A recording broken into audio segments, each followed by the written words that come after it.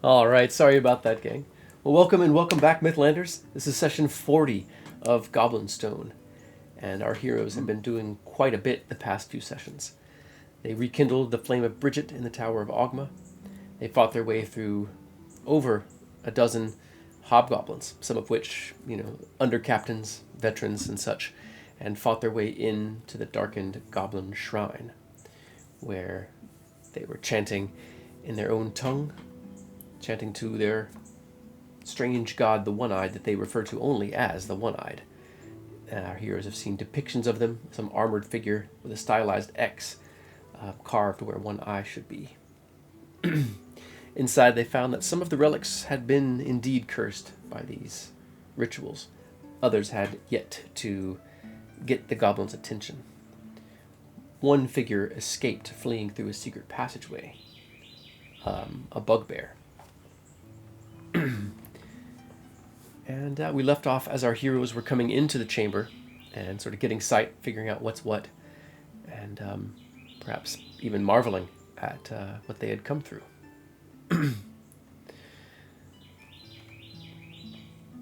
Let's see here.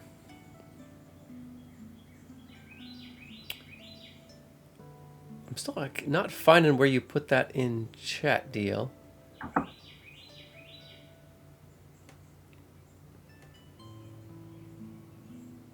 Mentioning that some of the relics were cursed and some were not. Mm-hmm.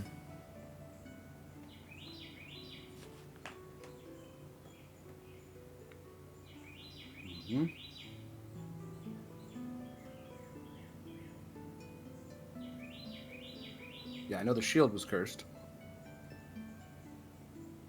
It is. I'm just, for some reason, not seeing DL's message. I don't see it either. Copy.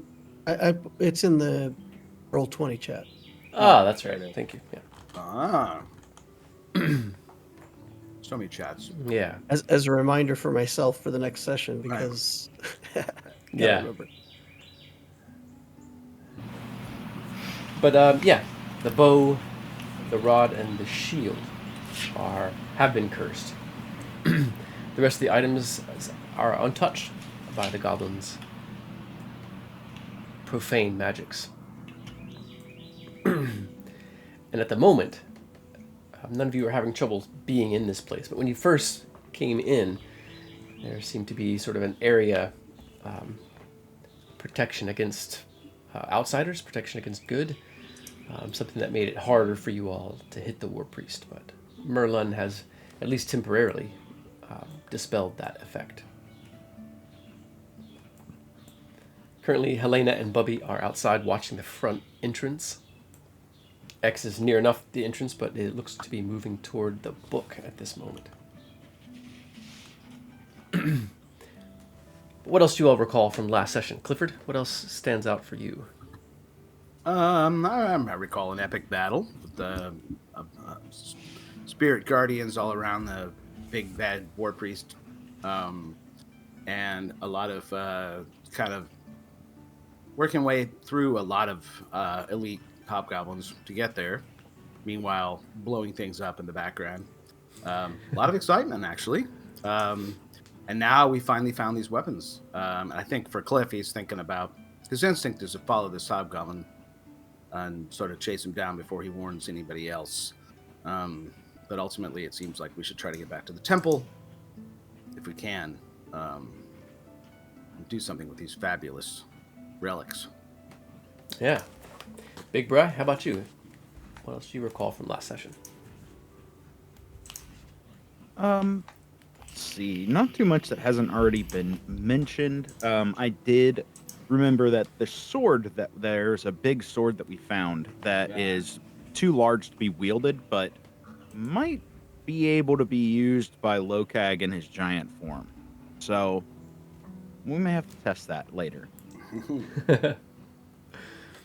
Loquitur, how about you? Yeah, big fight, lots of heroics all around. I remember Lokag just soaking tons of damage and, kind of doing the barbarian job. And Yeah, the damage dealer's in the back dealing damage. I love battles like that where the group just, everybody's playing a role, and we got over the rope and up to the chamber and made a friend in Merlin and won the battle. So that feels pretty good. I don't think we closed out the discussion with Merlin yet, though. Like, Mm. I don't think he's parted ways with us yet officially He in has role not. playing. Yeah, So he's insistent, isn't he? maybe we got some more stuff to talk with him about. Then we got to figure out what we're going to do with the relics. Yeah. All right, Jay Finke, what about you? What do you recall from last session? Yeah, I think everyone's covered pretty much all of it. We had the fun battle with all the people down in the little elevated shadows down there, splitting up between that kind of two groups, north and south, and then finding the war priest, Merlin entering the fray, really throwing us for a little bit of a loop there as to whose side they were really on. And Lokak using the trumpet, the horn of our allies to see if Merlin was really an ally or not. And he seemed to hear it, so hopefully we've found a true ally here. Indeed. And then, yeah, battle with the war priest was quite interesting. They had a lot of buffs and spells going on there that were kind of annoying, but ended up taking him out. And then his cohort henchmen seemed to run out from behind this and alter and go through a secret passage somewhere over there on the far right of our map. Yeah, indicated by the sort of slightly discolored stones over there. Yeah. All right. So as we come back into it, Merlin has, for those who maybe missed it, many sessions back, our heroes were in the southern part of the swampy area. They encountered a large contingent of hobgoblins. There was a small armored figure that stomped its way toward them. It had like this roaring, almost screeching sounds echoing out from its armor, and there were sort of concentric spheres of bright pink and bright green bubble and flicker kind of crazily that attacked the hobgoblins as well. This same figure entered combat over the last sessions, coming upon another group of hobgoblins charging toward our heroes. And Merlin, seems no friend of the goblins within the stone. But he seems rather pushy. So as we start back off our session for today,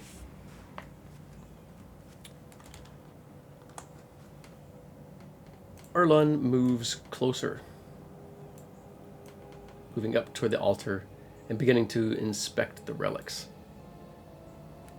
He looks distastefully at the rod, the shield, and the bow, but he seems to take interest in the spear. He walks over him without talking to anyone. He moves to pick it up. Does anyone say anything to the goblin?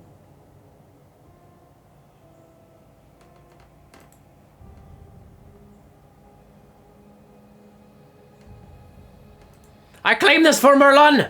He holds it up, not looking at anybody. I have spoken! He holds the spear.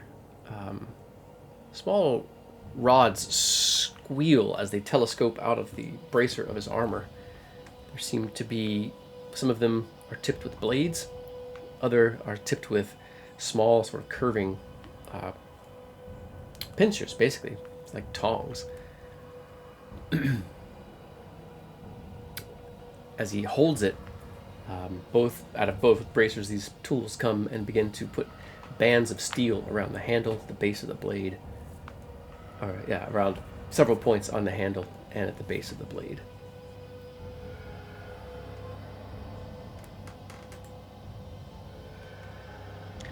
X will be very unhappy about.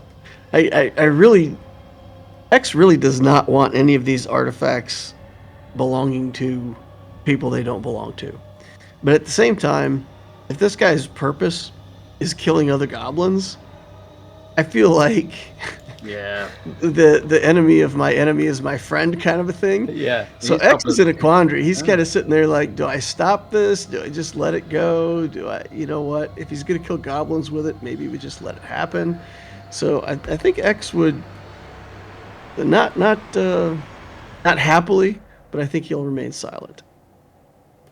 Yeah, Cliff will kind of shrug and be like, he did his part. He deserves a piece of the action. And I think Cliff was going to try to work his way towards that exit, towards that secret door. And without spending too much time dawdling, I think he wants to see if he can track down that bugbear. Okay. Go ahead and move your token over in that direction. As you move toward the opening, and again, that's all the way over on the right-hand side. Oh, yeah, by the Birmingham, right? Oh, over here. Mhm. Oh, all right. Yeah, so I'll take a round or whatever. So you come to another cleverly painted wooden door, cleverly shaped, that has chunks of rock glued to the outside. You hear distant footsteps. The stairs immediately wind out of sight, curving upward. I mean, just for the sake of speed, he'll spend a couple rounds trying to work his way down the hallway and just see if he can get a sense of catching up to the creature if it stops and rests. Otherwise, he'll come back and join the group. Okay. It by sound, it shows no sign of stopping. Yeah, he'll come back then. I don't want to go too deep. Yeah, it kind of curves one way upward and quickly switches back, curving the other way. It seems to almost whinny back and forth and slowly climbs upward. Before you are too far away from the opening, you hear the rasping wood against stone of another door opening somewhere above. Above. All right, good to know. Yeah, the passageway goes upward. I'll take note of that. I'll head back to join the others while they do whatever they're doing. Okay.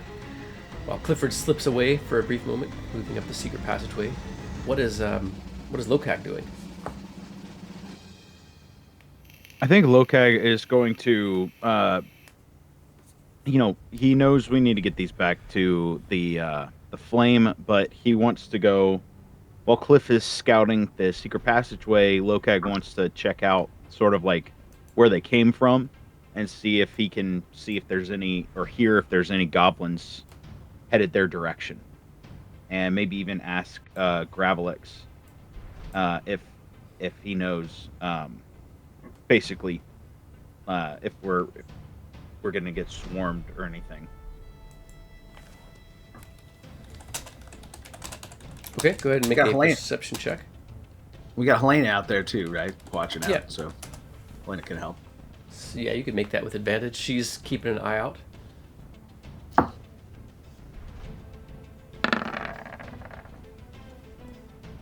All right, 21. 21. Wow. You hear alarmed shouting, gruff bugbear voices.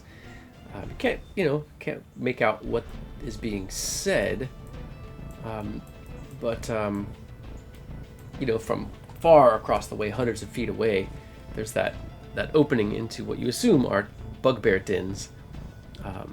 The flames for a while were really bright as they shone out of that cavern, but now they're starting to dim down. It seems that the bugbears are making progress in fighting the fires. Gravelix or Helena, you guys have any ideas for an ambush maybe? Sounds like we might be pursued sooner than later. Helena says, "Didn't we have some of those traps? Clifford, you had Yes. our long-lost friend. May he rest in peace. Why don't you give me a couple of those then?" she says as she comes in. Yeah, Clifford had 2 traps in his inventory, so it's easy enough to hand them over. Let Helena set those up. She steps out and begins speaking in very slowly and simply to Graflix, who does not speak very much common at all. She shows him the trap kit, and the goblin cackles gleefully. They move a little ways away. You can hear the soft pinging of a hammer as they put pitons into the ground and start setting up tripwires.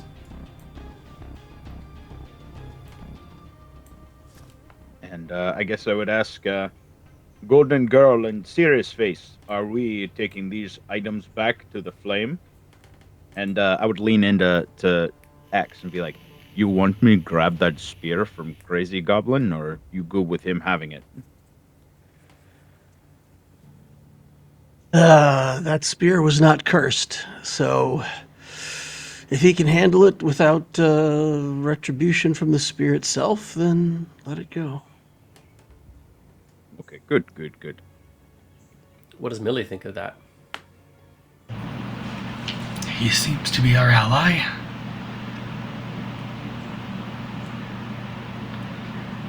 In which case, I don't know why we would keep it from him.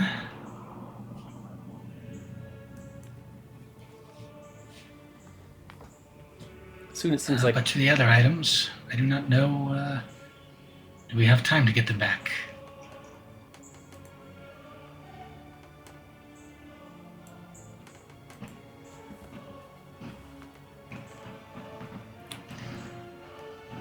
Merlin seems to be finished with whatever he was doing to the spear.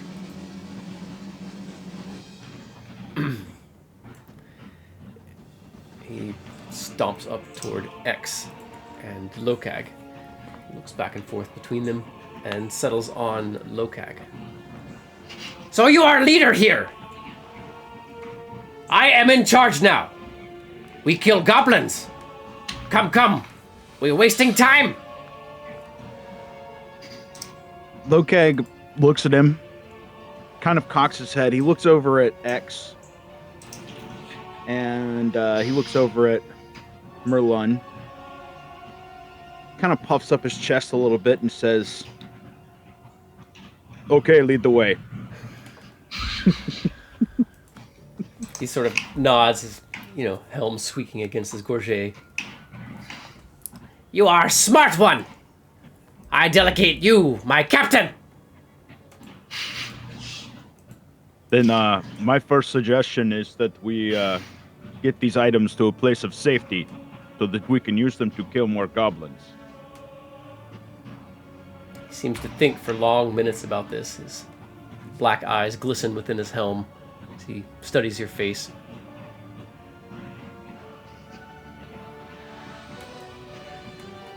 "Yes! We must make these weapons usable! I have spoken!" Excellent. You are a wise and careful leader. Very powerful. "Merlin is most clever!" Yes, indeed. Lokag just looks over at X. Just this guy. Millie will start to collect the items. Carefully wrapping the bow rod and trying to figure out how to get the shield into something that's not gonna harm us. X has the haversack. I could put stuff in there pretty safely, I think. Definitely. Yeah, that'll work. Makes sense. Sack it. And pack it. And be ready for hobgoblins or bugbears. So X, you stride forward. I know you had been interested in the book. Do you move up to claim the Book of Anu? Yes. Something that has been in your hands before. You know exactly what it does and how helpful it will be.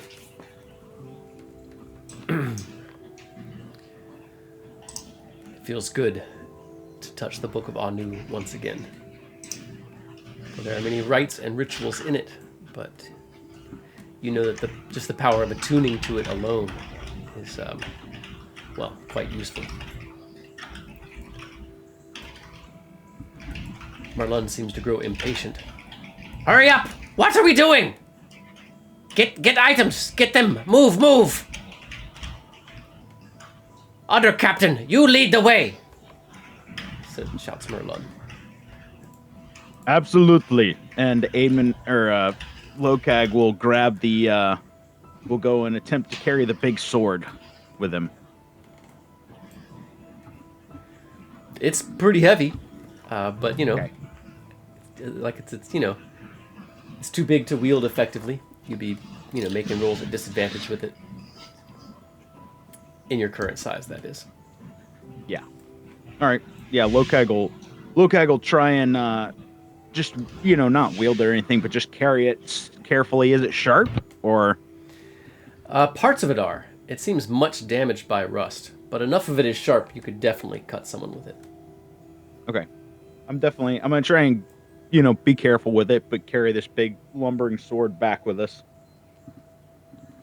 We should probably wait for Cliff to get back. And someone should also tell him we have a leader. As if on cue, Cliff arrives and says, you got too far ahead of me. Oh, you got all the crap. That's great. We're going to the temple. We're going to fight some bugbears. They might be getting through that fire back there. So be ready, yeah? You notice the little goblin Merlun is staring fixedly at Clifford. You look closer, he seems to be staring at the pistol in its holster at your waist. You're a man of some taste. I can see you know a Phineas Kindlemoot when you've seen one, huh? He'll pull it out and spin it around a few times. He watches. That is a powerful wand of booming! Yes. Yes, it is. He gives you a long and sort of shrewd look as he seems to be calculating and says, I will let you keep it for now! Yes, well, that was probably a good decision on your part.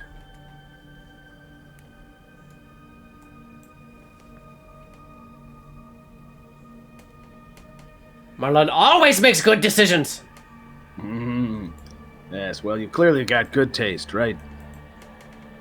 Alright, let's move on, eh? You're the one that's in such a damn hurry. Do not try to eat me! I do not taste good! Nah, you look pretty gristly to me. I agree. He says something in Goblin. Like, you old codger, you. In Goblin. He seems surprised. He kind of takes a step back. He narrows his eyes. And he says, Merlon's meat is poisoned. Do not try to eat me. Contrary to what many people believe, I am actually a vegetarian. I do not know this word! Have you ever had a vegetable? I can Cocks make you a his head stew. to the side, but does not answer. He starts imagining like what kind of stew he's going to make for some goblin stew that he knows. I'm sure he's quite the expert on goblin culinary, stuff. Part of learning the language, you have to learn the culture. So he knows a few dishes. He knows how to make goblin burritos or whatever. Soon Helena... A lot of mushrooms. Sorry about that. That's right. Just a lot of mushrooms involved, I think. Probably. You think that's the closest thing they have to a vegetable here in the stone? Yeah. Yeah. Soon Helena is coming, she kind of peeks around the corner and says, well, we have traps set. I think we should be going, though. Merlon is very loud, she rasps.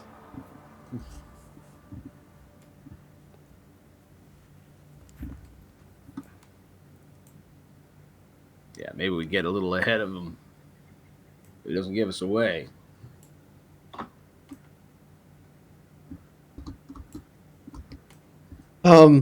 We still have Pass Without Trace going.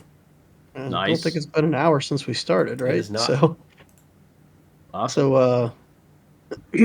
I'll remind everybody of that, and we'll stealthily start moving back toward the tower, right? Yeah. Nice. Yes, I will absolutely be stealthy. Lokag says, carrying a gigantic sword. Stealth, stealth, stealth, stealth, stealth, stealth. He shouts. Well, if you all are going to attempt stealth, go ahead and roll your stealth checks. All right.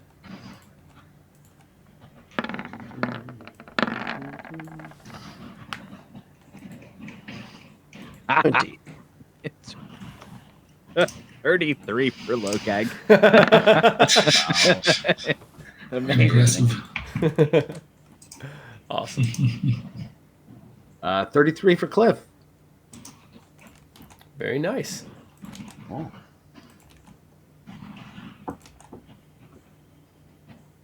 All right.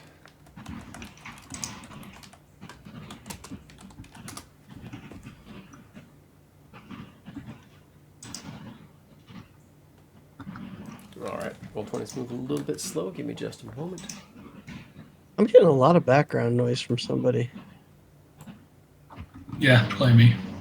I'll mute myself and see if it's.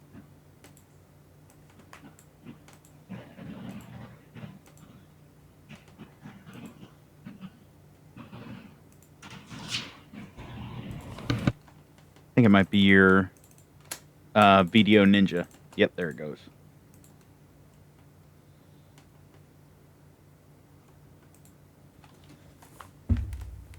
All right. So as you all, goblins and ratlings in tow, the haversack laden with relics both cursed and uncursed. You all move directly south to the top of the stairs that wind around the lower water-filled area. Do you all opt to, carefully using stealth, sort of wind your way around, or use some of your climbing gear and move directly down into the waters?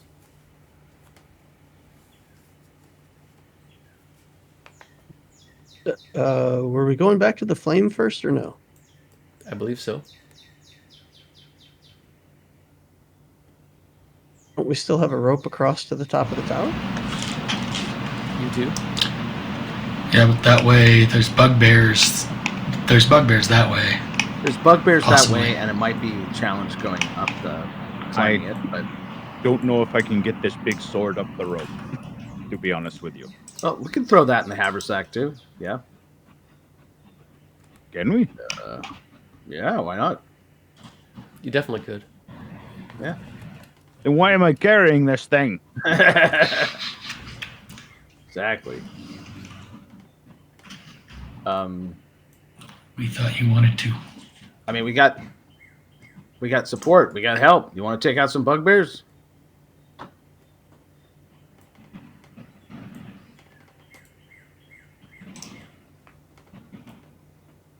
They did set up a very nice ambush point, I think. Yeah.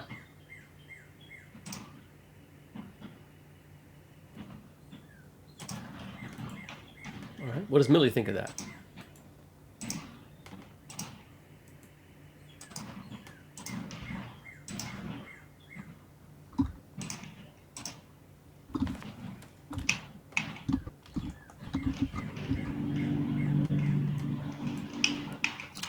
Yeah, I think it's doable. Just wastes our resources.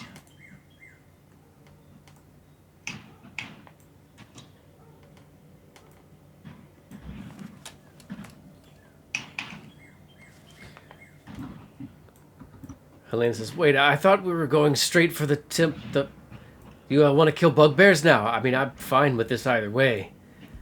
Oh, I mean, I'm fine with going straight to the temple, but I'm just saying if we go that way, we might have to contend with some bugbears, which we may summarily dismiss, or we get wet and we go straight through the water up to the backside.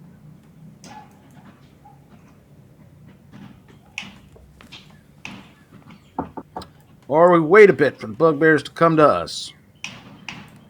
Then we drop them. Then we go to the temple. What do you think, Merlin? You're the leader of all this. We are wasting time! What do y'all say? Back the way we came or through the water? I vote for the water. I say we go to the tower now. All right, so we'll go straight there through the water. Works Okay. for me. I hope you know how to swim, Merlin. Marlon just kind of glares through the slits of his visor, but doesn't say anything. We put Gravlix on the back of Locag last time, if I remember correctly. I believe so, yeah. Now that Lokag is free of his burden and the giant sword is in the haversack, Lokag will just pick up Gravelax real quick. And Lokag's going to start heading down the stairs and making his way to the tower. Okay. So as I mentioned, the stairs don't connect. So this here and this down here, they don't. It's not a straight line to them. The stairs wind slowly all the way around the whole area, that whole cliff. If you zoom out, you can see that whole cliff. The stairs, because it's a sort of path that goes, very sort of gently slopes up around the whole area. We should adjust the map for our viewers, I think. All right. Let's see here. But yeah, okay. So let's pull out our climbing gear, some ropes, and just Head there. throw like a Yeah. ladder across down. All right, Gravelax, you wait Easy here. enough. And I would like, I guess Lokag would offer to kind of do the same thing he did with the tower and just sort of jump from the closest cliff edge down to the stairs at the bottom. Okay, do that. Someone wants to tie a rope to Lokag, secure it somewhere. Sure. All right, Lokag will step up to the edge of the cliff and make a, well, he won't step up to the edge. He'll make a running leap towards the stairs. All right, make an athletics check.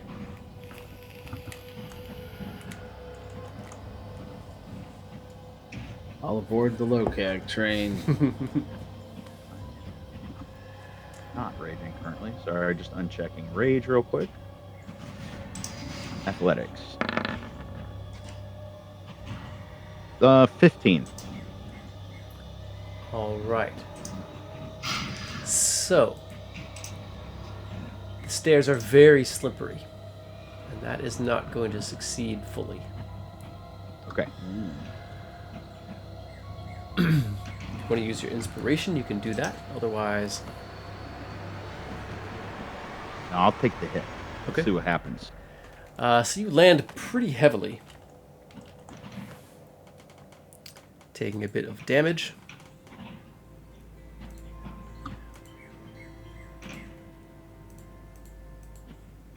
You also land prone, tumbling down the last few steps into the water, taking 7 points of bludgeoning damage. Oh. Helena looks over and just says after a second, "Are you okay?" I'm fine. Ow. "Okay, well, I'm coming next," says Helena. Use the rope, for God's sakes. So, I don't know. I tried refreshing. I can't get Lokag's token to move where I need it to move. So, I don't know if there's like a wall there that can't cross. Okay.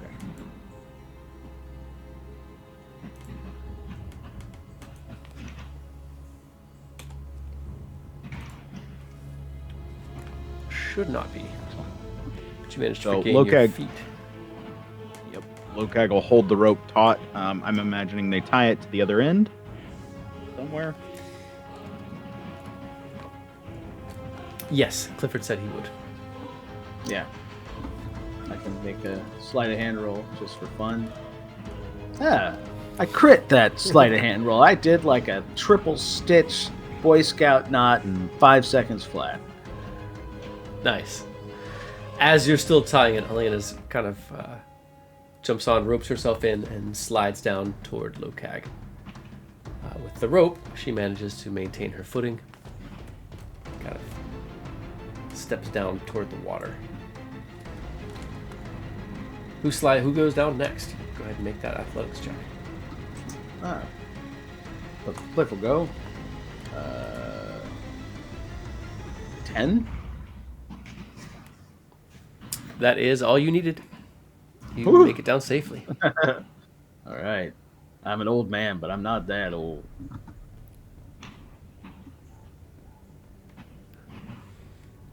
All right, how about X next? Is there any way I can do it acrobatically? Can I like jump down onto Lokag's shoulder or something? Well, if he's got the rope taut, you could try to slide down the roof, the rope on your feet. So yeah, you can make an acrobatics check. Sounds good. Let's try that. 19. You safely make it to the bottom.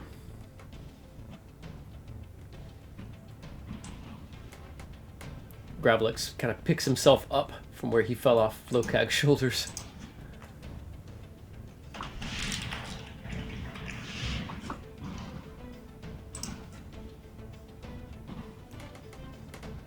Merlin grabs the rope in one hand and begins to slide down.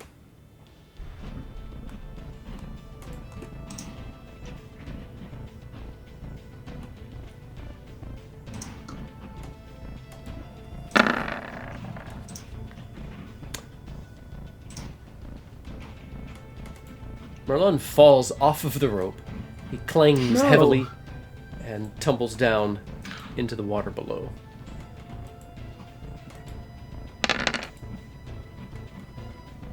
He quickly stands up, says, "Merlin is fine!"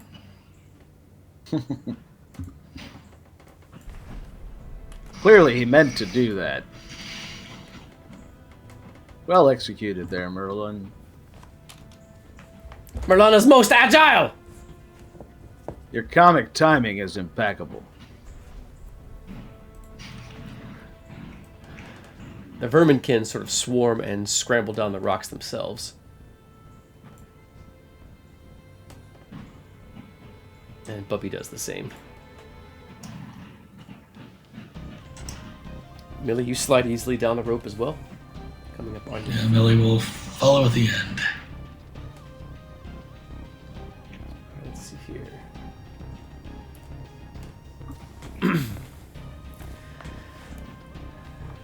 Helena says with a look, a sour look on her face, "I smell slimes and oozes," she says as she wades down into the water, keeping her crossbow up and readied.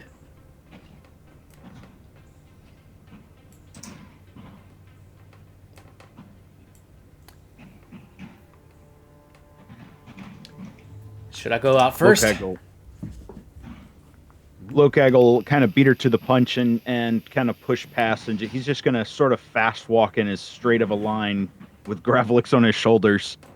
And he's going to say, he's going to like kind of tap Gravelix and be like, "Look for slimes. Slimes you see, tell me." Like he's trying to make it really simple, but he's adding more words, so it's just making it harder. At first he nods vigorously, and the more you talk, the more like his face looks confused.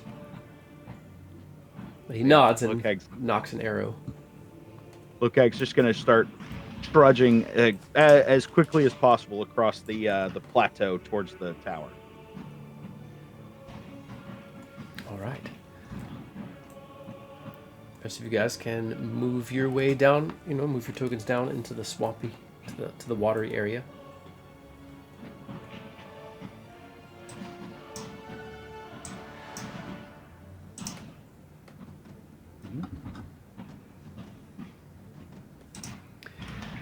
As there are clusters of unknown substances, things you don't want to look too closely at, floating in the water.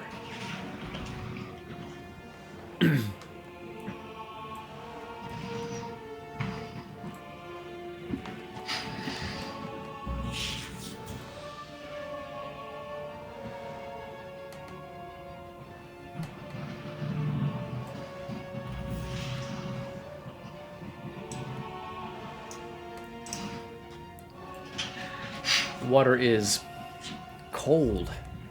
It reeks of various types of filth. And yeah, that smell of swamp and sewage mingles together. As Merlin drops down into the water, there's hissing sounds from his armor. He buoys up and floats.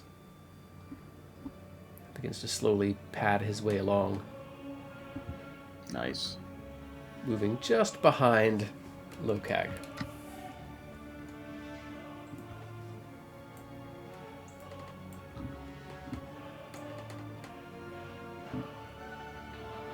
Everyone make spot checks, perception checks, that is.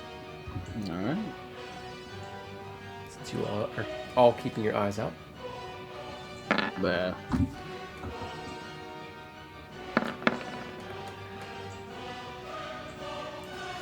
Lokag, it looks like there are two clumps of matter that are slowly drifting towards you in about this area.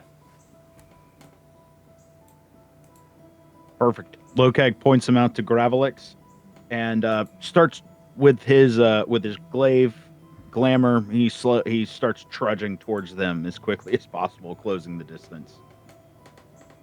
Slimes ahead. Elena was right again about the slimes.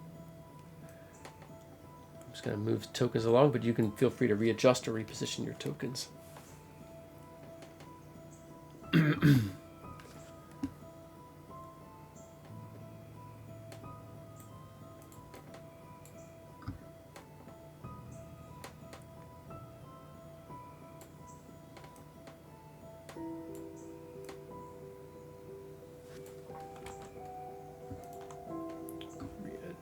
Just a bit here on the map.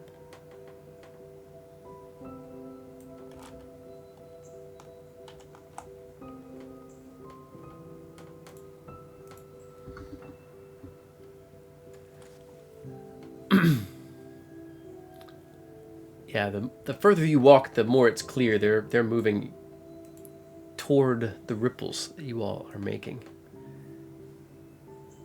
Once you're within within 20 feet, they begin to move very quickly. So everyone can go ahead and highlight their tokens and roll initiative. Actually, wait, let me make sure initiative is cleared out.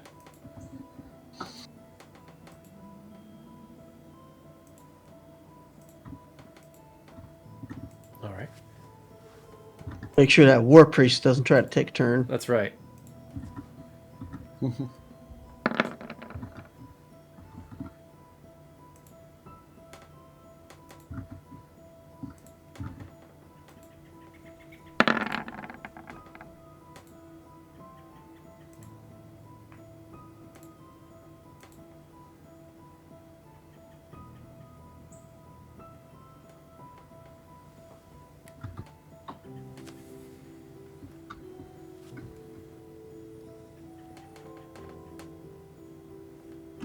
There's one final measurement before we jump to it.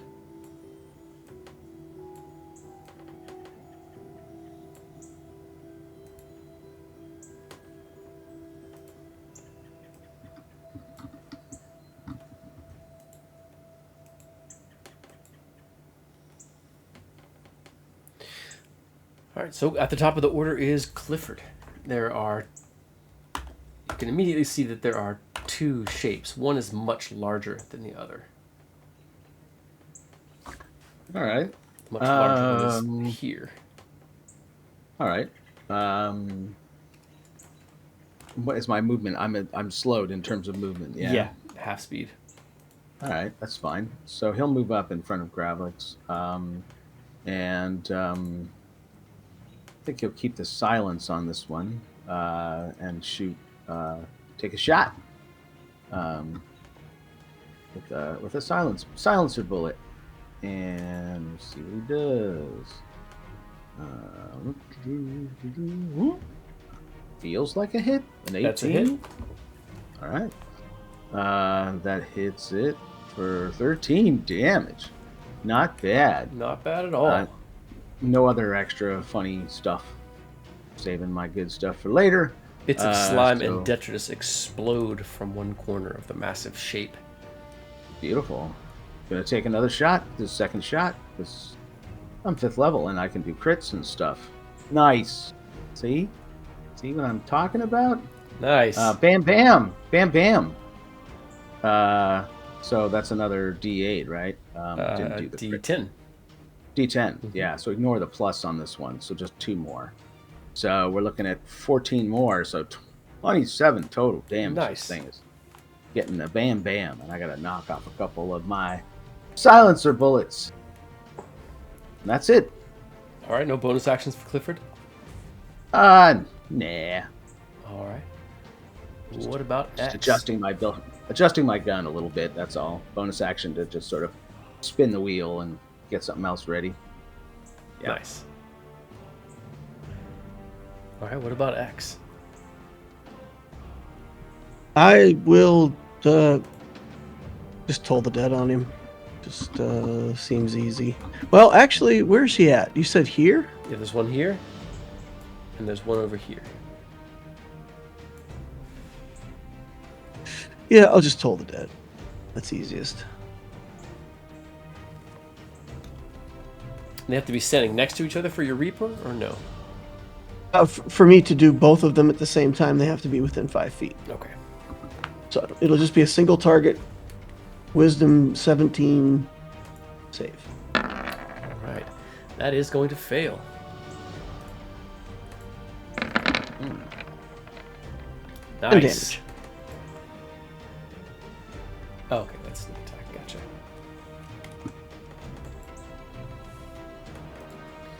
All right, next is Gravelix.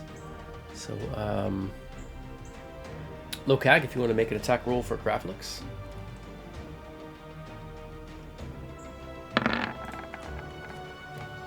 Nice, that's going to hit. Plus... Excellent. A d6 plus 2. 6 damage. All right. Look, I Goblin. will say, good job, little buddy. He bounces excitedly on your shoulder.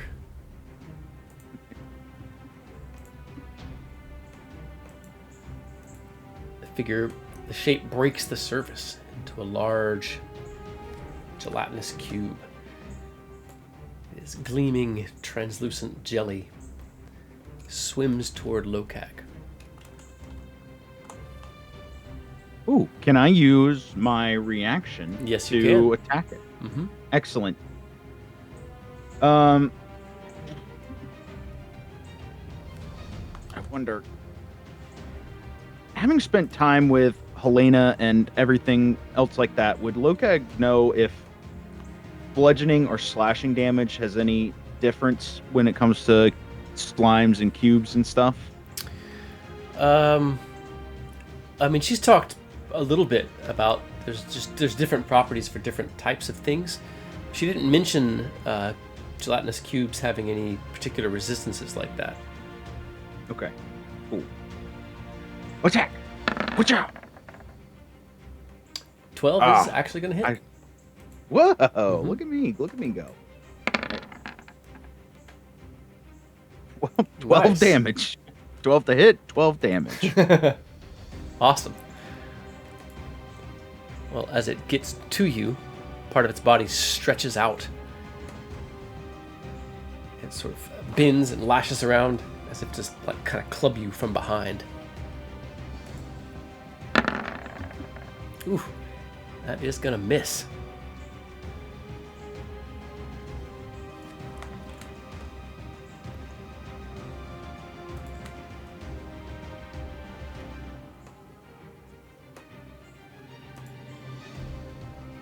one shape slips further underneath the surface as it moves toward you.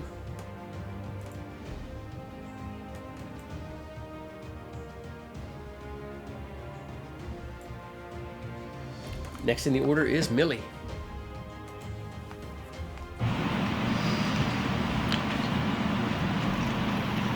All right. Taking a crossbow out.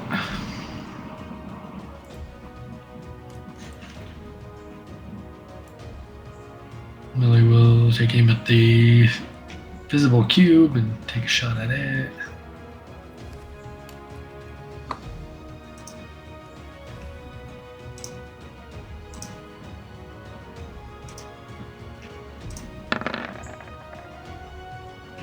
Uh, 22 to hit for 4.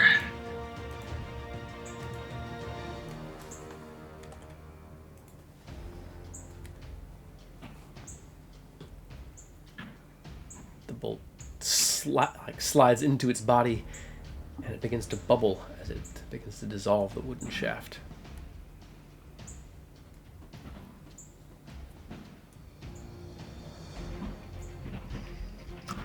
Does it look like that did any harm to it, or just kind of Yes. absorbed it? Yeah. There's still a hole where you shot the bolt through, and it's not like sealed shut or anything. All right, I'll attempt to shoot at it again. Another hit. Dirty 20 for a 3 damage. You fire through the corner of the cube. The bolt disappears out into the swampy water.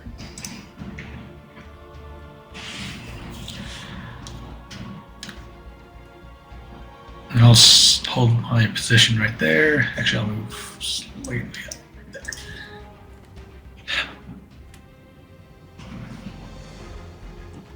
That's all I got. Alright, next in the order is Lokag. My turn. And Lokag just glaive slicing out twice. 25 and a crit. Nice. Doing that 9 damage, and we are going to savage attack that crit roll, I think. Okay. All right, cool. We'll keep it the same. So, doing 9 and 14 damage, respectively. You can feel free to describe or pass as you take out the gelatinous cube. I believe Lokag would just go slicing it twice through, serving it up like sashimi. Nice. Sashimi. I can say that word. Yeah. Any bonus actions for Lokag? Nope. But Lokag will just continue to move towards the tower. Were there any other threats in the area? Yes, there's another one here. One was last seen about here, but it seemed to go underwater and continue to float towards you. And if I wanted to make my normal movement, would I have to make an athletics check? You wouldn't be able to make your normal movement. You might Okay. be able to. Yeah, it's hard to even get up enough speed to jump out of it. Got it. So just treat it as half movement. Mm-hmm.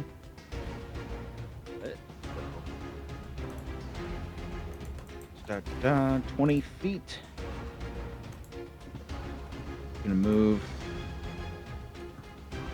this direction. Sitting right there with Gravelix on his shoulders.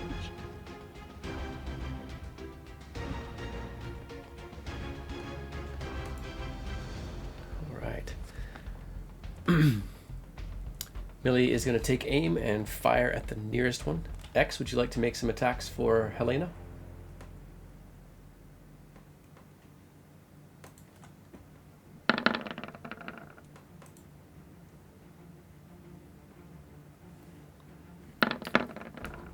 Let's see. Ew. Both. 5 and a 4. Let me double check. Both of those are going to hit. She's got a D8 plus 5. Right. We'll do this. 17 total damage. Okay.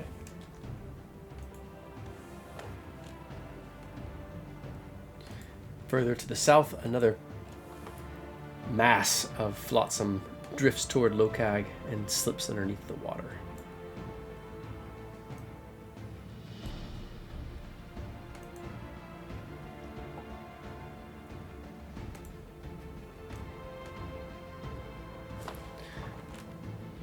The nearest, of course, darts directly toward Lokag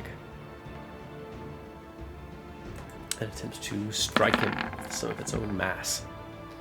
A 14 to hit. Is a miss. Right.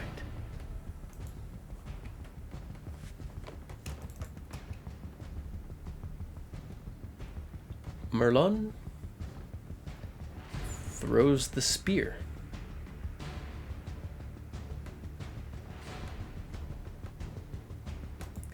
This is an attack roll.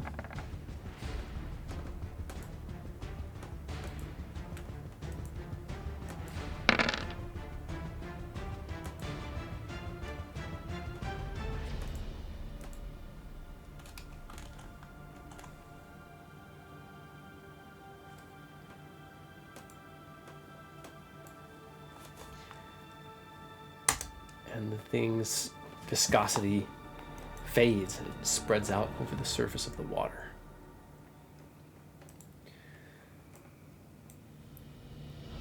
Let's see here. Even in the dim light, you all can see ripples coming from the south, indicating that there's several more in that direction. And you know that somewhere in this area there are two more just under the surface of the water. What does Clifford do? Oh, seems like we better get moving, huh? I can't see any. I see this guy's dead, his guy's down, more are coming. Yeah, I think Cliff's gonna try to lead the way and get us up there.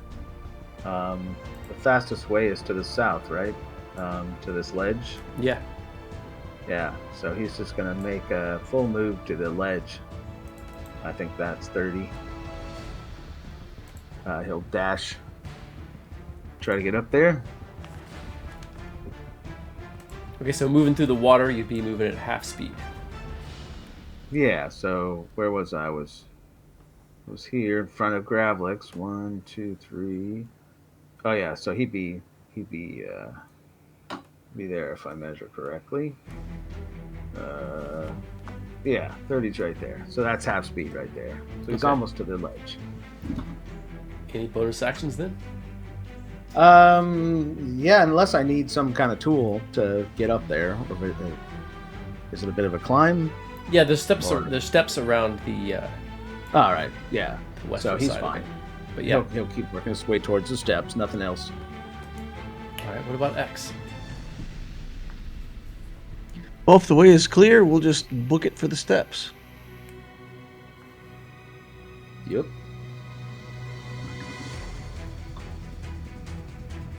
And just move, and rogue bonus action move. Done. Okay. Gravlex is of course still up on top of Lokag's shoulders and readies another arrow.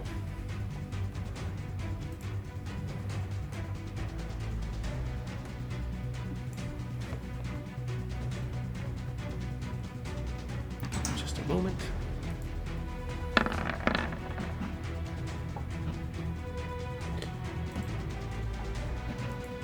Lokag, you spot it the second before it crests the surface, but another gray ooze attempts to strike at you. For a 16 to hit. Meets it, beats it, baby.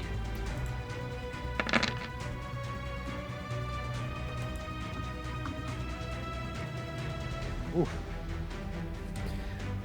For 12 points of damage. Your armor is non-magical, is that not right? That is correct. Okay. Your armor loses 1 AC as parts of it begin to dissolve. Well, that's not good. No. Next in the order is Millie.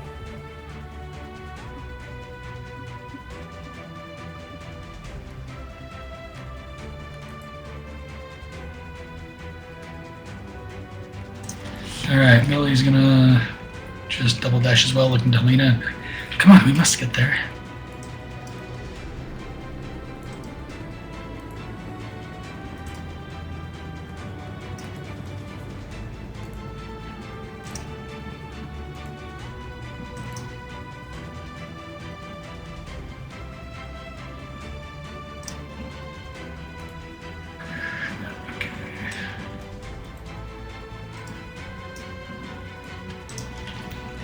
Alright. And that'll be it. All right, so just double moving forward. Next in the order is Lokak. That was my favorite breastplate, you ass. And then slash and a slash for a 25 and a 25 to hit. Both hits. That will be 9. No, I'm gonna savage attack the first one. Okay. That'll 12. be 12 and 8. So a total of 20 damage. All right. The thing is still attempting to strike you again. As its body Bonus action. distorts and reshapes itself. Yeah, bonus action. Pommel strike. Full strike. Tang. Oh, it's almost a 1. 21's definitely going to hit, though. Let's do it. 8 damage. Feel free to describe or pass as you dispatch another. We got a slice and a slice down at this little thing, and then much like a golf club, Lokag takes the other end of his glamour and uses the hammerhead to knock that slime out of there. Nice. All right, any movement for Lokag? Yeah. Me and Gravelix are going to go 20 feet, and we are able to make it to the platform. Nice. And you see ripples coming from the south, too, indicating that more of these things are moving towards you under the water. I hate slimes, says Elena. She swims through the remains of the gelatinous cube.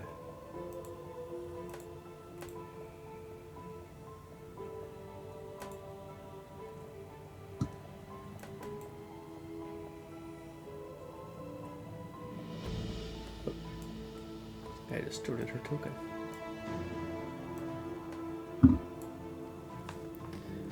She just moves forward. She sends her rattlings.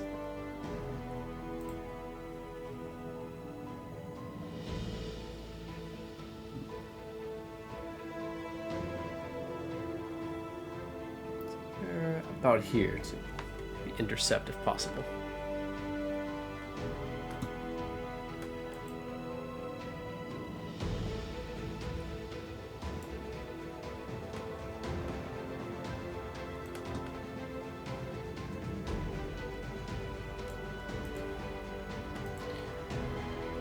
Of course, Gravelix is still on Lokag's shoulder.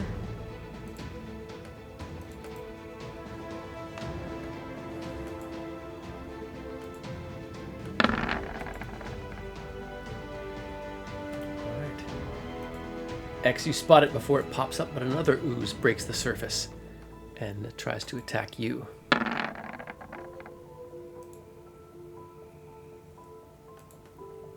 For a 19 to hit. Yep. 14 acid damage. And of course, if you're wearing any non-magical armor, it loses 1 AC.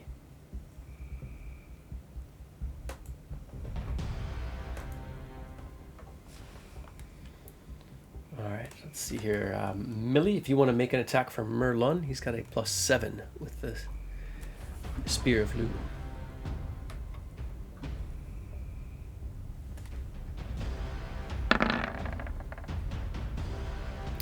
Is a hit. He's gonna have it's gonna be 2d8 plus 5.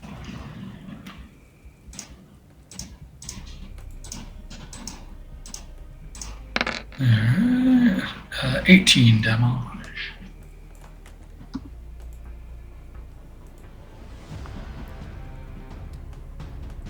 Cuts a massive, he throws the spear, kind of goes long ways, skips across the top of the water and slashes the thing in half. One half of it dissipates, spreading out and merging with the water itself, while the spear rematerializes in a flash of golden light in Merlin's hands.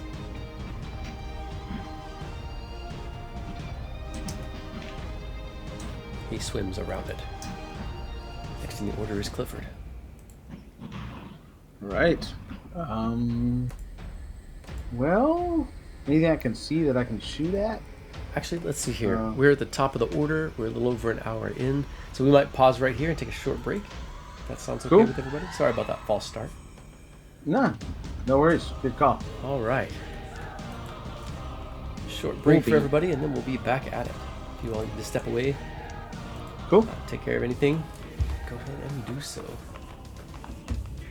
right, I'll see y'all soon.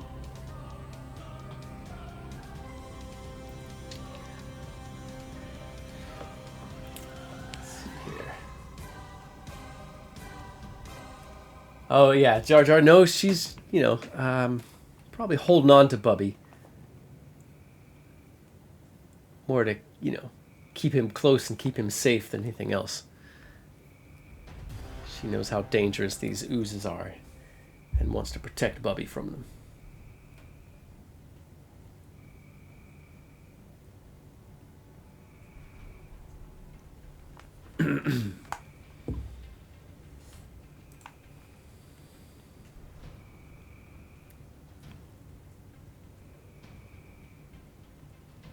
So, gang, our heroes are really showing their skills and what they've gained for all that experience and levels and all of the items and stuff they've gotten and made and purified.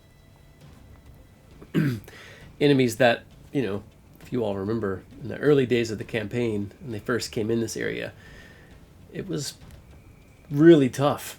There was a few points where the party almost got wiped out. Fighting the hobgoblins, swimming through the swampy water full of oozes. But now they're pretty much letting Lokag handle most of the slimes and all, just diving there and swimming, rushing their way toward the platform. It's cool to see a party progress.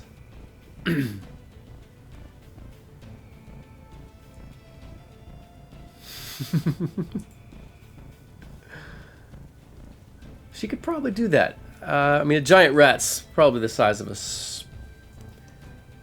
medium-sized dog, I would think. Helena might be a little big to ride on it.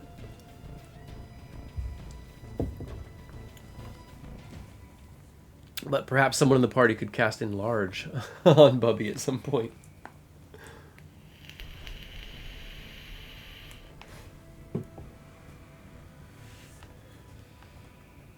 But,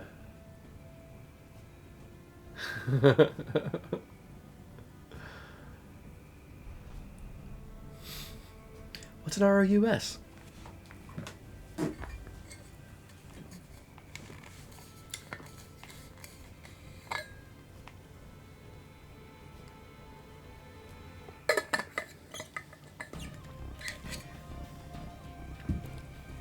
Soon it seems that our heroes are going to have these relics purified and have access to their abilities. And then I think we'll see another uptick in the party's power and maybe a change in how they deal with some of the hobgoblins, goblins, and bugbears.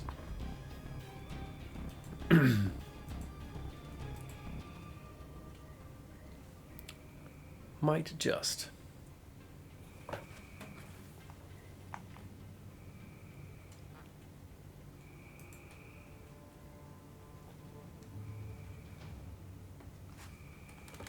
I should check on some of the stream rewards and make sure that I've got them all current.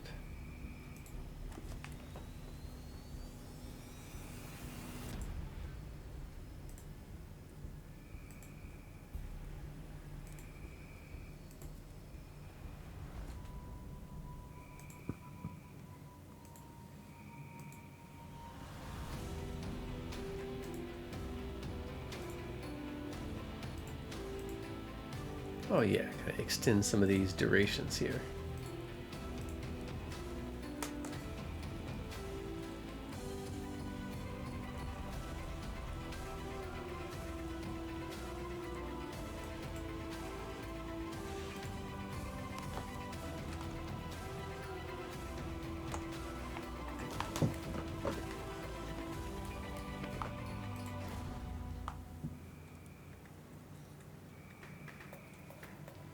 All right, DL, how we doing?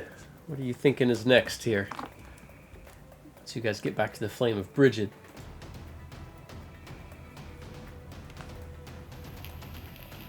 I think at this point we need to think about a long rest. Because people are low on hit points. We've already taken at least one short rest. I don't know. I think we need to. We need to rest here for the night, get the artifacts set up, and then figure out our next objective. I just can't. I don't know if we want to like stop by and try to deal with the hag before we go higher, or if we just, deal with the stone and then, the hag's left for later. I guess. She's a bit of a sore tooth, I suppose. She's got some loot. Definitely, Cliff has an interest in recovering Phidias. So he'd be open to that.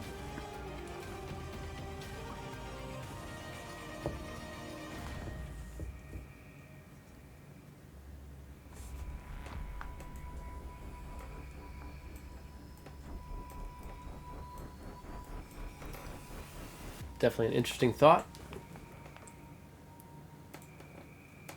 And I suppose, by deal with her, X would probably mean kill her, right? Yes. Yeah. That would make sense.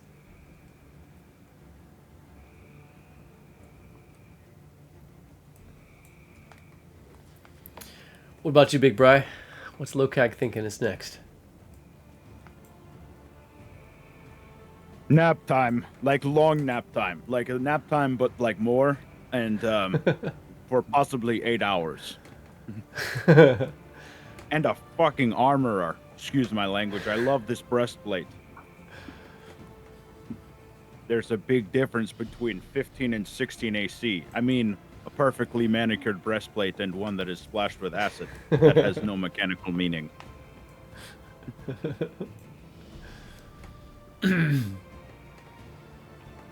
There's a shortage of perfect breastplates in this world, and it'd be a shame to ruin yours. It's our second Princess Bride reference. I love it.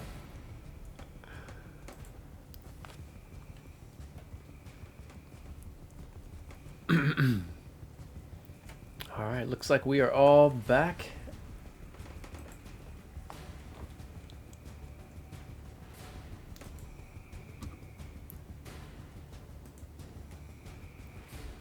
All right, so if everyone's feeling ready, back at the top of the order is Clifford.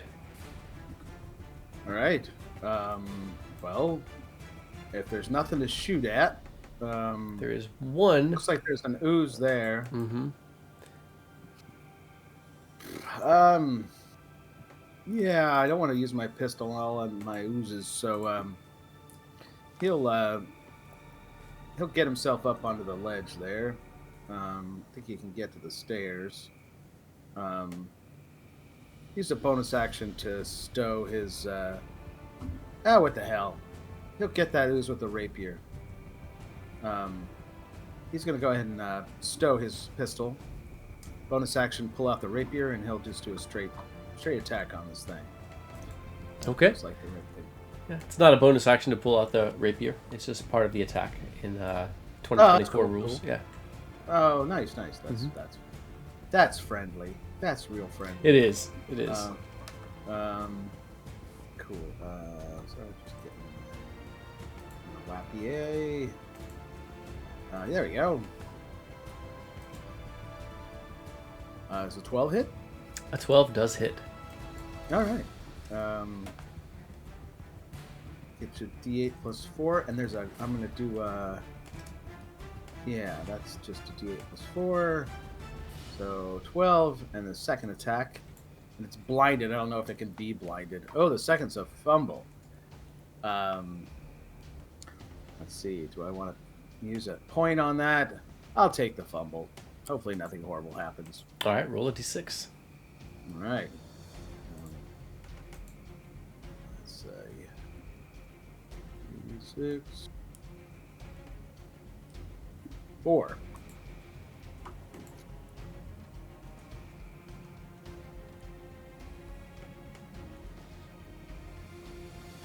All right, make an athletics check.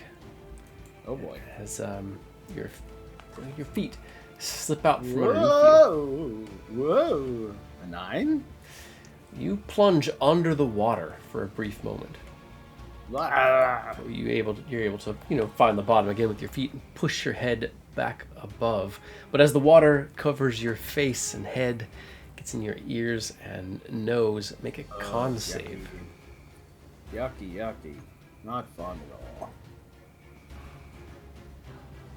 Not doing great on the saves.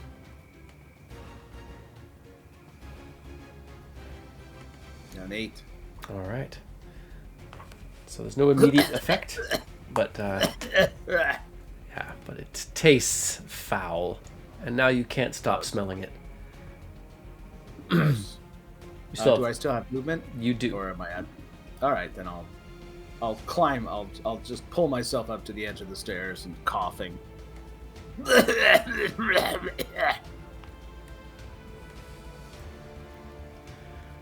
right. Next in the order is X. You know that there's more in the water to the south that haven't shown themselves yet. Okay, so the one that attacked me is still alive, or is that big X on the one that attacked me? Yeah, Clifford just finished it off with his rapier. Okay, so I'm clear to move to the stairs then? Mm-hmm.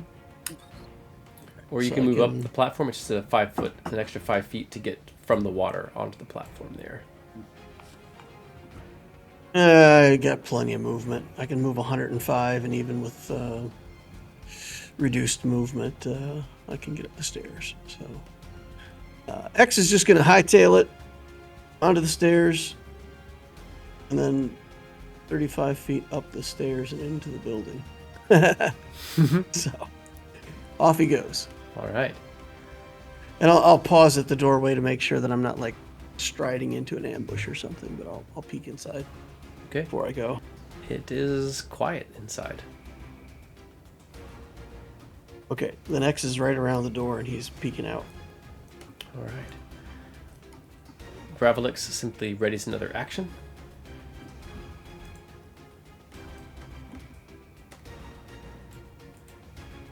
While an ooze slides up onto the stairs toward Clifford.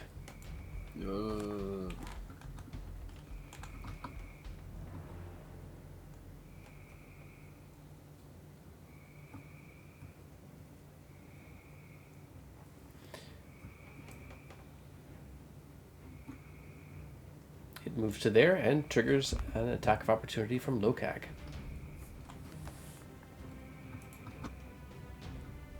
Haha, Havachi. 12 is a hit. Excellent. 10 damage. Right. You not finish it off. Next in the order is Millie.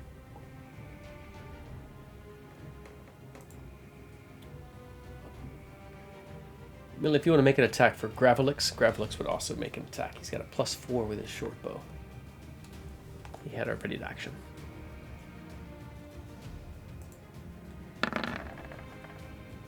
That's a hit. D6 +2.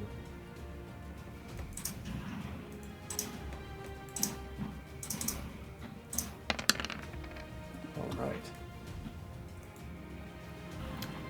The ooze continues to menace Clifford as it slowly forms another pseudopod.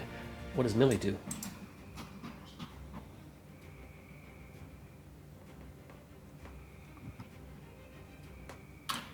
Ellie will move forward her movement that she can. And then fire at this ooze with the crossbow.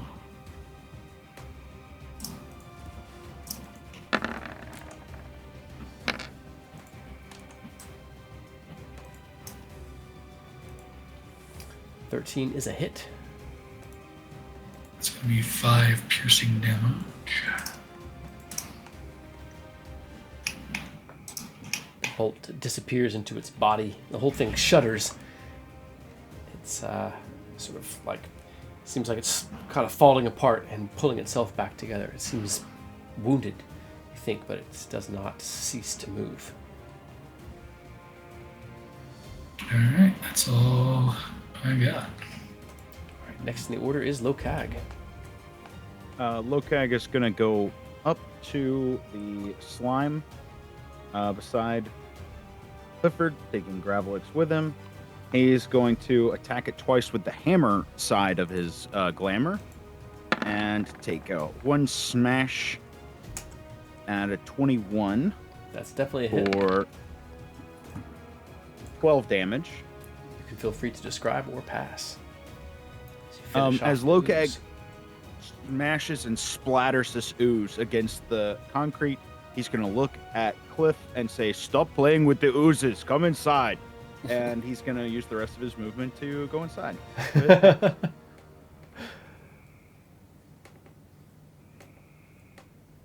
Come on, little buddy. Let's go, he says to Gravelix. He hops down off your shoulders once you're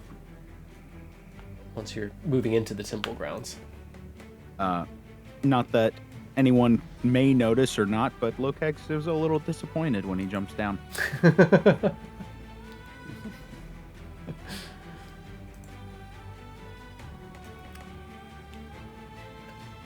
Helena makes it to the platform, climbs her way up, dripping,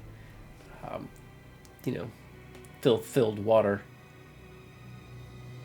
She moves to the door and readies an action for the next thing that shows itself.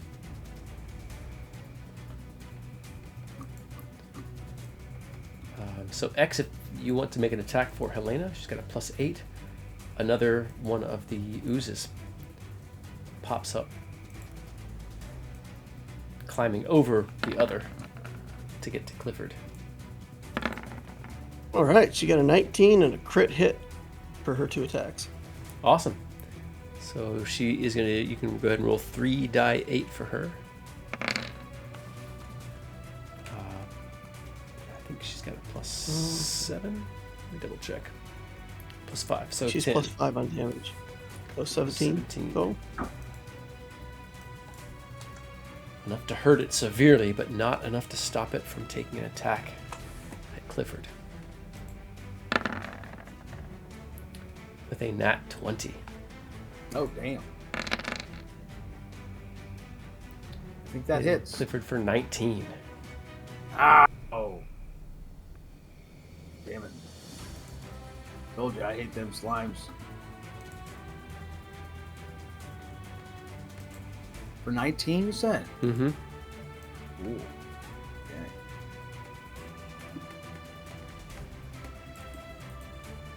God damn it. It burns. And another appears on the steps nearby. But it used all of its movement to get to you.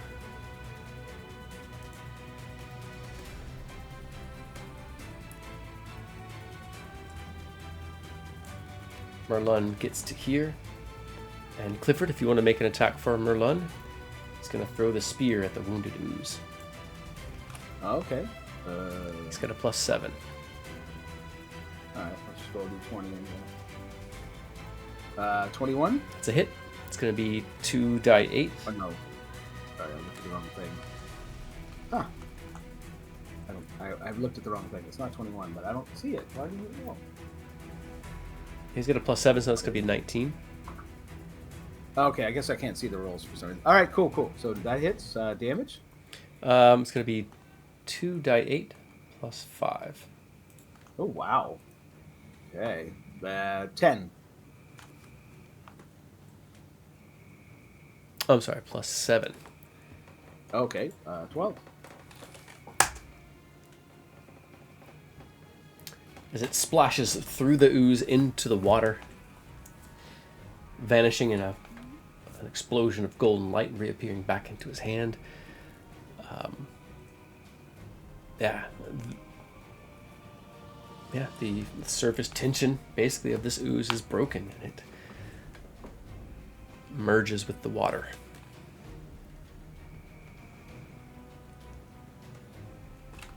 Checking something.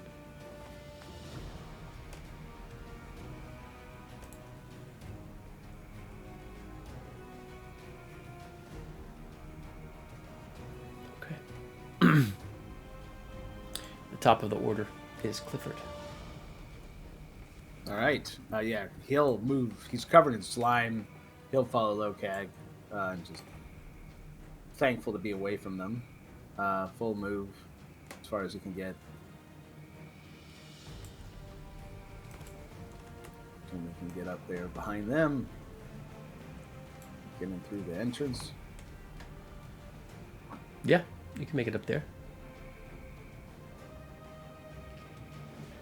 Helena did ready an... let's see here. No, X already took those.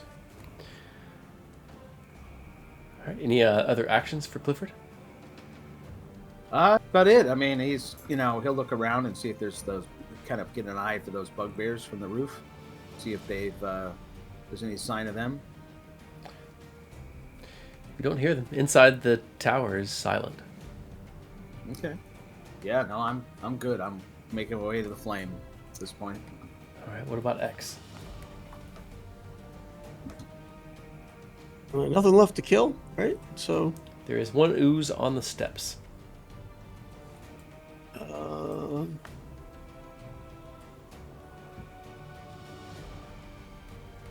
okay.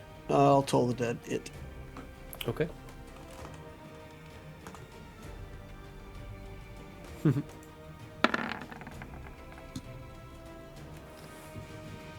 It is not going to make that save. It's not been hurt yet. Well, we'll change that right now. Yeah. 4 damage. All right. Oh, wait, what? Throwing holy water? Why? What?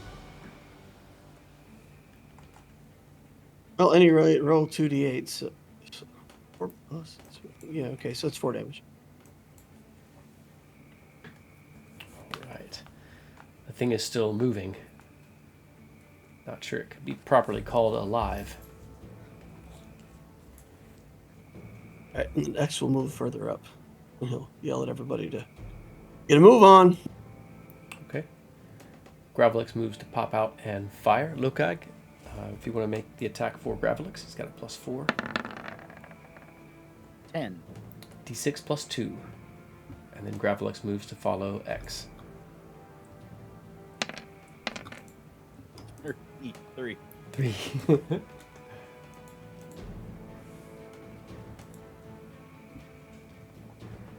Next in the order is Millie.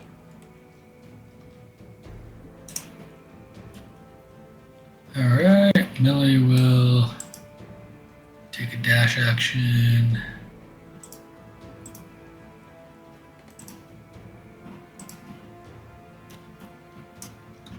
Getting up to there.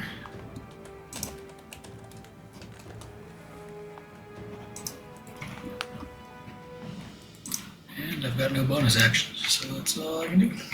All right. How about Lokag? I guess to help his friends along, Lokag will be running into the building, just as he did there. Look back, see one slime left. He's gonna sigh. He's gonna casually walk over. Just very casually walk over to the slime. We're gonna smash it with the hammer. That's a hit. And dealing out stick. Oh no, we're gonna savage attack that. Dealing out 7 damage.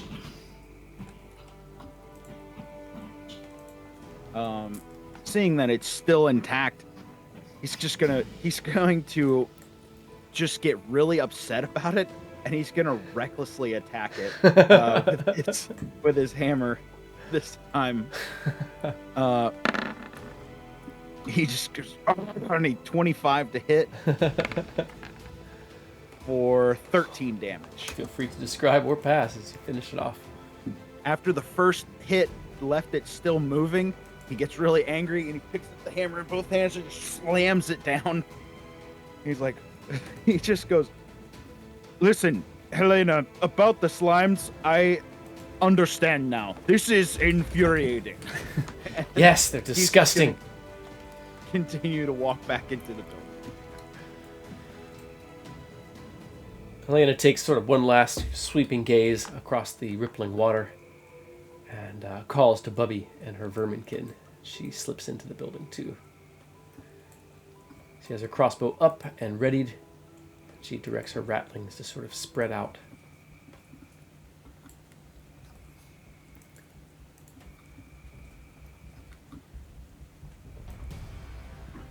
Merlin moves after you all, and oddly enough, his armor that normally whenever he moves, when he's talking, he'll turn his head and it'll make this painful screeching of metal on metal. But when he's moving, it's actually walking and such, it makes no sound. So any last thing for Millie before you step into the tower? I think she'd just look in the direction that we know that woman's hut is in. Just make sure no one and nothing's coming from that way. Enter the tower from there. The only thing coming from that way is sound. Oh, my sweets. Oh. The woman's voice echoes out. She seems to be lamenting the death of her pets.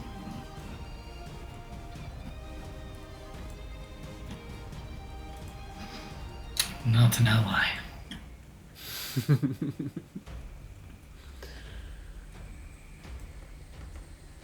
As you all make your way into the tower, past the broken cases that once held the relics that are now in the haversack, past the central,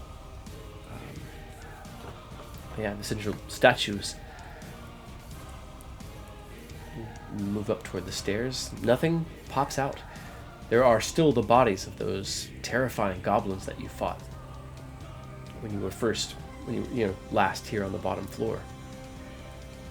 But nothing pops out as you make it to the stairs, circle around the floor, come through the ceiling to the next floor. There's only the sight of broken furniture and the smashed stained glass windows. You all manage to make it to the top of the tower.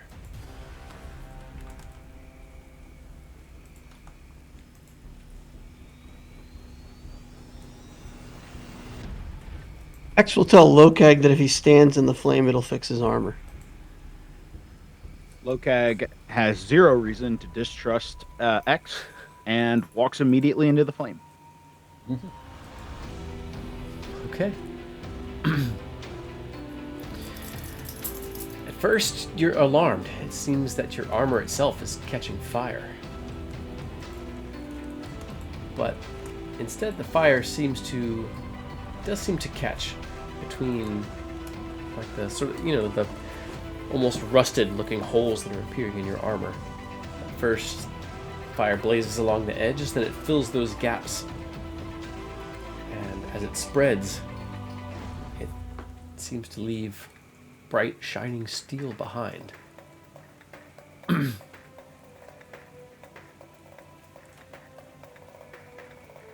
Make a Constitution saving throw.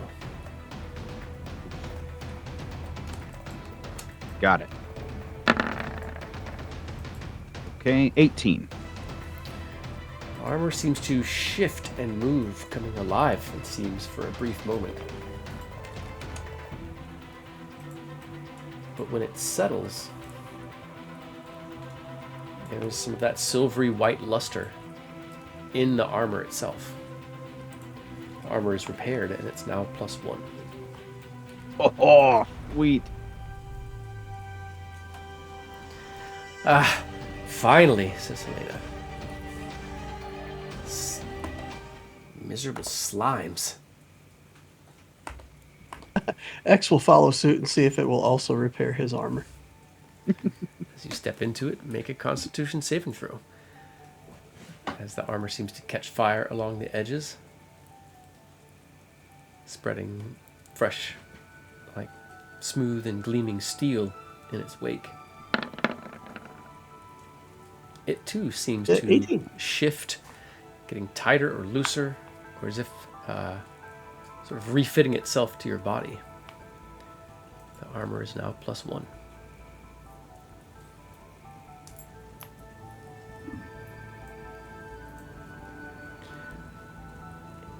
Climbing up toward the tower, Gravelix comes in and he kind of squats down near one of the pillars. While Helena calls Bubby to her, and she kind of sits down on the outskirts of the flame. The vermin can sort of swarm over Helena and begin to sort of pick nits out of her hair, and they begin to groom her.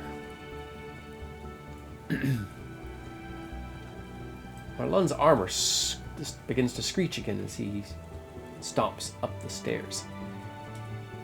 He kind of stops looking over the railing of the stairs, looking at the silvery white light. He seems frozen as he considers. You all can make insight checks. Ooh.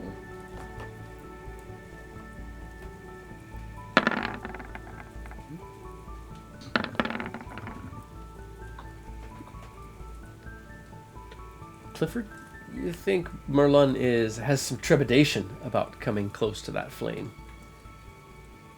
Yeah, Doesn't Cliff know will, what it is.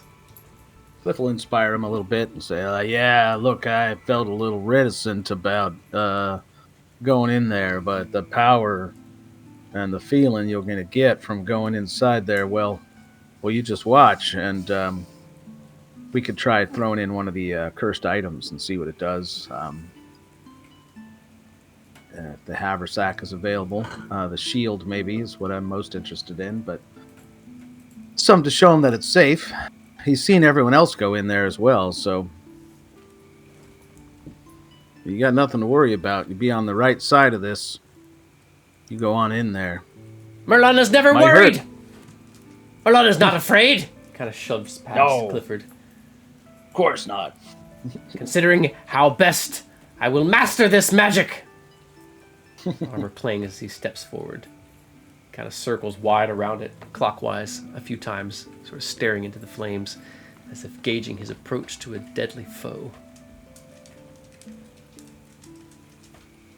What does X do as he comes into the chamber?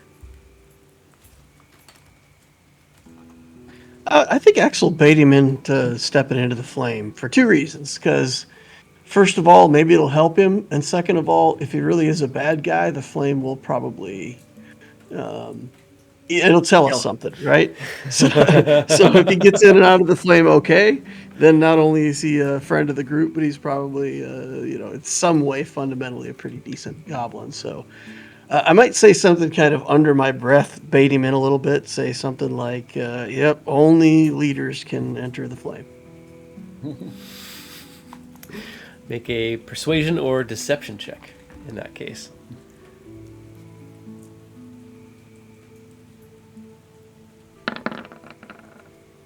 Oh, that's pretty good, 21. Merlin is leader! He stomps forward into the flame. The flame gets bigger and brighter. For a moment, you lose sight of the goblin. Until after a moment, sort of,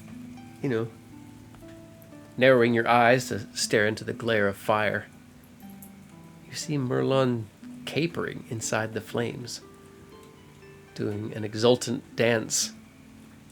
He throws his hands up high, spreads his arms wide, turns in a full circle. As he comes out, the roughly beaten armor that he was wearing, dented and scarred from different blades and bolts. Its measurements uneven, as if it was made with poor tools, with too little time. The dents, dings, and scratches are gone. The dull iron now gleams bright steel.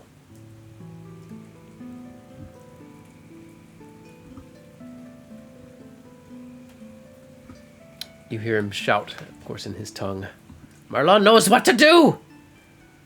He stomps his way back out of the flames, sits down, and begins pulling tools from his pack. He disconnects the crossbow from his shoulder and begins to work on it, occasionally sizing it along the massive spear of Lou.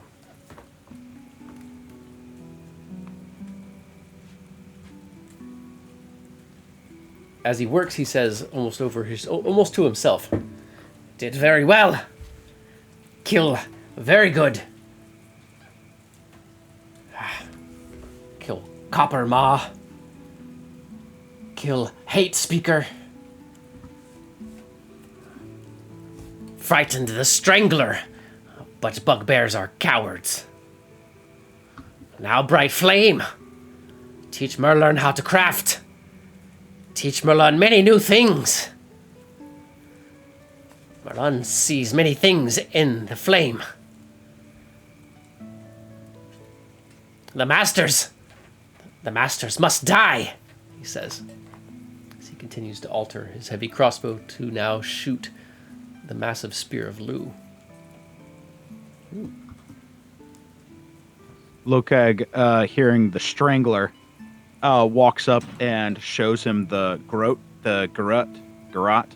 that Life Joker had. He goes, "Hey, was that the Strangler bugbear thing? Did he use this?" And holds it out. Only on his most prized targets. Oh, he's dead now. You met one of his underlings, a Life Choker. Yep, we did. So that was not the guy you were talking about. No. No,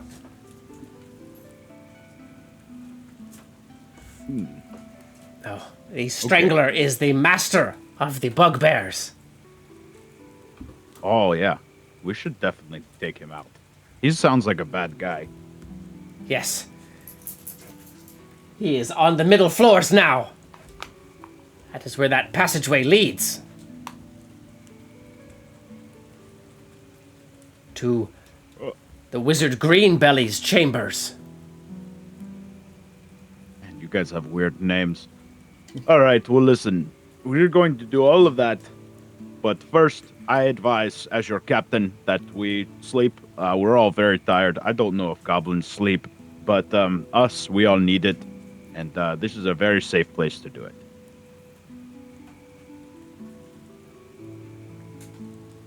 Merlin says, "Everyone!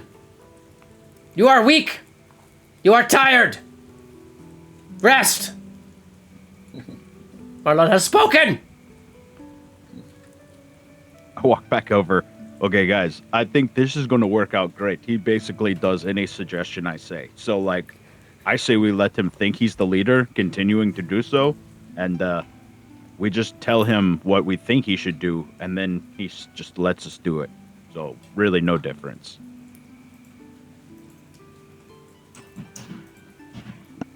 X is taking out the shield by now. He kind of shrugs at Lokag. Okay, whatever.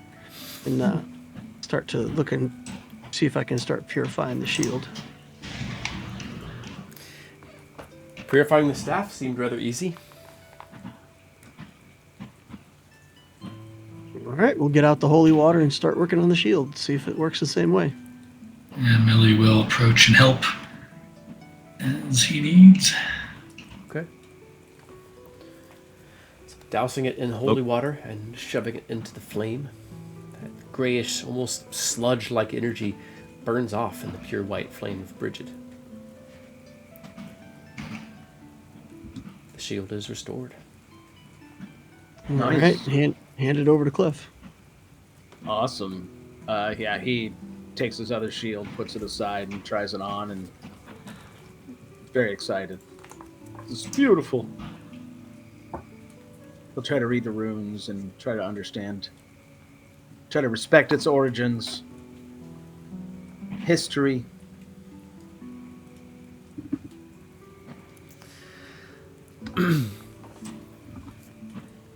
Yeah. So, does X share any of the lore of Mab with Clifford? Sure. Okay. So X tells you that the shield was used by one of the Tuatha De Danann, that she was primarily a sorceress, made this shield to turn back Firbolg magics. But that it was also used against the Tuatha De Danann just after the battles against the Firbolg. Because the Tuatha De Danann, well, they had conflicts between themselves before leadership was settled.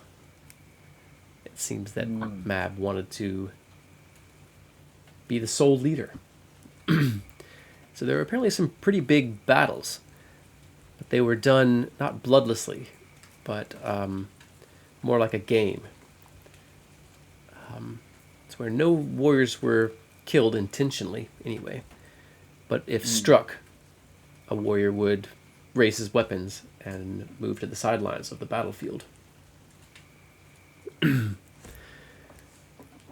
that, with the shield and her considerable talents, she almost won the day.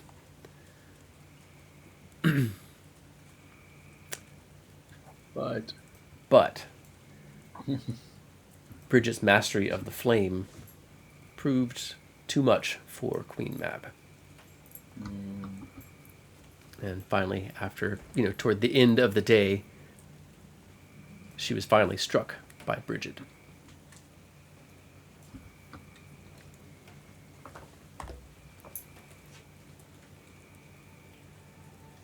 Cliff says, "So you're saying this is going to protect me from magic, huh? All right. If only it could protect me from slime." If only. Yeah, it is a very potent shield. And you can see the stats up there. It's +3, it gives resistance to magic, and once per turn, if you succeed a save by more than 5, it can reflect the spell back at the caster. And that's a targeted spell, so it wouldn't do something with like a fireball, but a hold person or something like that, it would work on. All right, very cool. Thank you. All right, says Helena. I'll have Bubby and the swarm keep a watch on the stairs.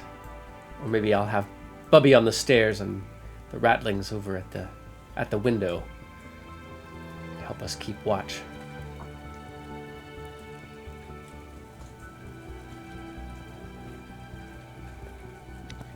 Millie, did you want to take this sword? Or have you already taken the sword?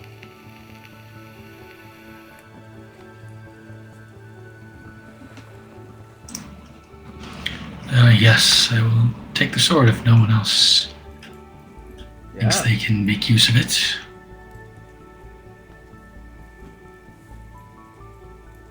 Pretty awesome. Now, X, you recognize the sword. You're the only one probably in the realm, maybe even this world, the only mortal certainly, that knows the name of the nameless hero. You know that this sword was once a spear, but something in the strange magic between gods changed it. But this was the spear of Cuchulainn. Now stricken from all the records, his name forgotten by, or his name taken away from mortal memory. You recognize the complicated knotwork on the fuller of the blade.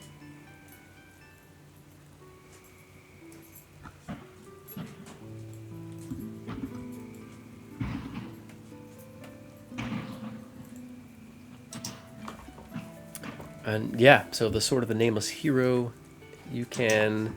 oh, I didn't put a magical bonus on there. It is a +3 weapon as well. Longsword, I'm assuming. Mm-hmm. It's a longsword. You can spin hit points to do extra damage at a cost of 1 to 1. You can activate... activate Heroic Spirit, which grants +1 to AC, and the Heroism effect, full immunity to fear, and an additional 5 temporary hit points per round. So every round at the top of your turn, it'll give you that 5 temporary back. But you have to be risking yourself for other people or for a great cause. to be able to activate that heroic spirit. Fortunately, most of what you're going to do from here on out will be sufficient to cover that.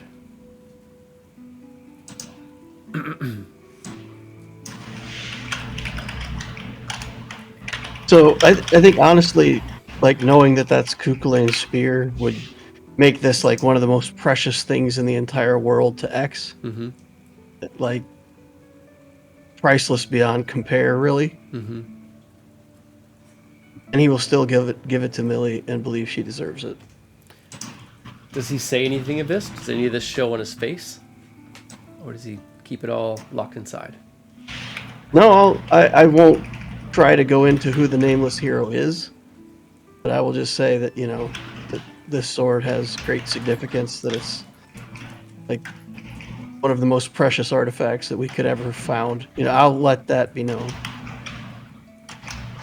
All right. Millie, you can make an insight check in that case.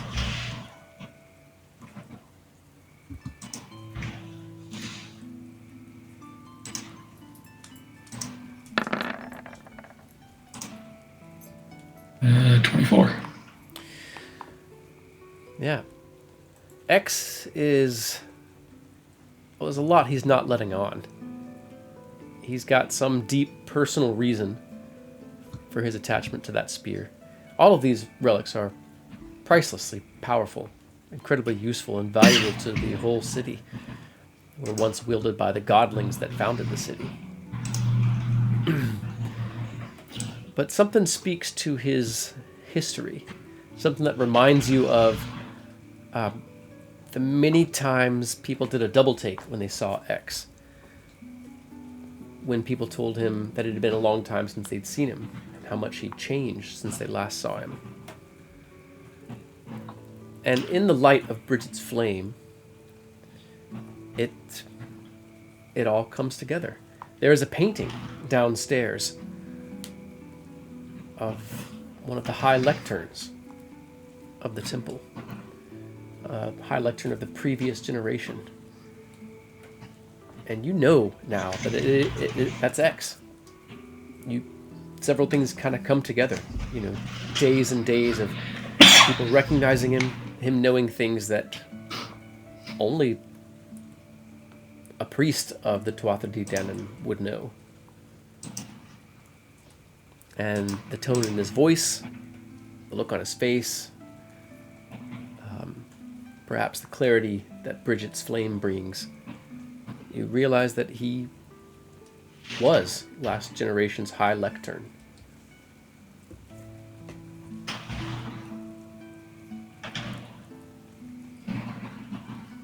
Yeah, she'll take the sword with reverence and care.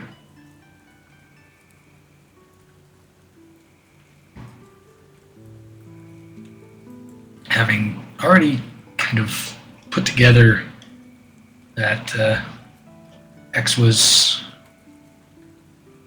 someone of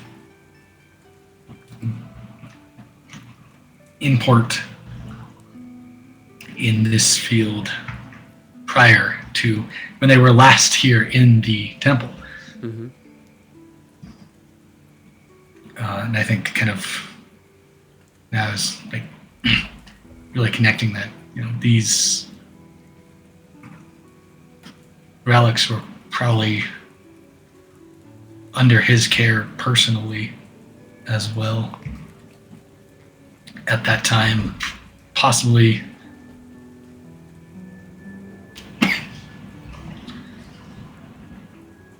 not too long before the stone hit, or maybe a while before the season. Not too sure. She's A few wanted to years. have the conversation for a while, but the stones, the need to get in here and stop things happening in the stone is certainly more pressing than the conversation in her mind. She's like, we can have that when this is done.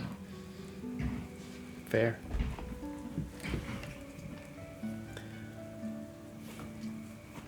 Helena says, "What's the difference? They're all important, right? Why is this one so special, X?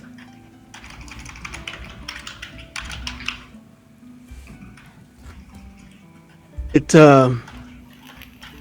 nameless hero is the likes of whom may never be seen again. And a story once written has been unwritten. Things which should not have been lost are bound to that weapon.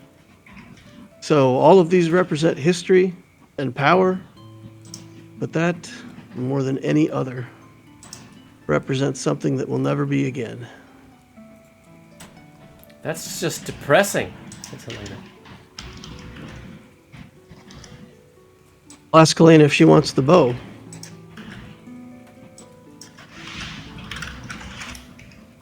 It would suit you.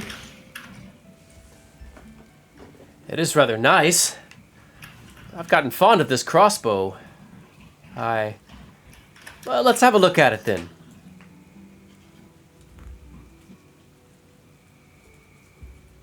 I'll give her the bow. Well, that's very nice. It's very light. We'll try it out. I don't know that it's going to be any better than my crossbow, though.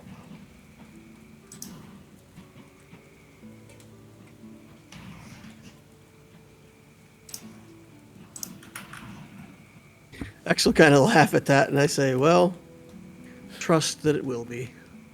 I think you'll find it slightly better.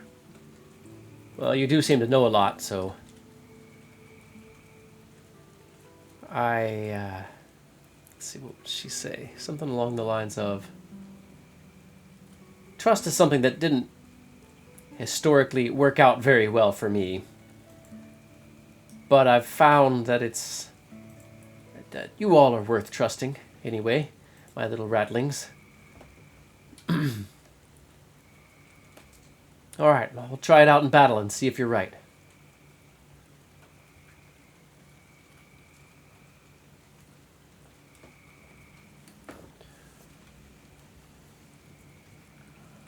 And then during the rest, I'll attune to the book. Okay. And so Millie and X probably finish purifying the rest of the relics. Yep. And in this sanctuary, you are unbothered as you all take a long rest. You attune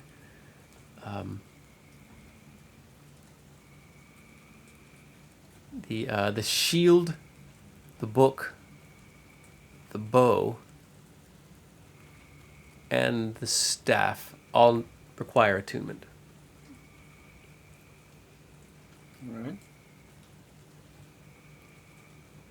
All right, and I think this might be a good spot for another short break. All right. All right, somebody wants to hang tight while I take a quick break. I'll be back in just a moment.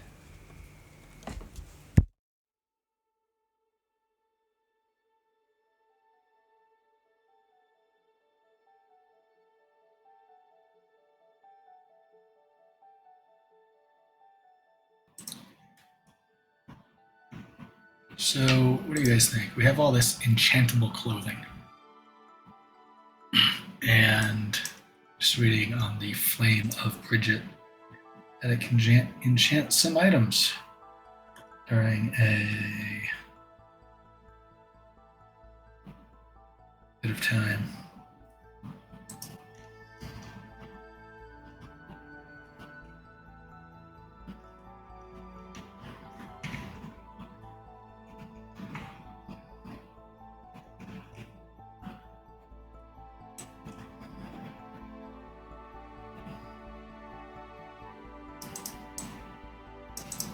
Day, apparently. Joe? So I was just looking at, so we all got that cloak, gloves, boots of enchantable material.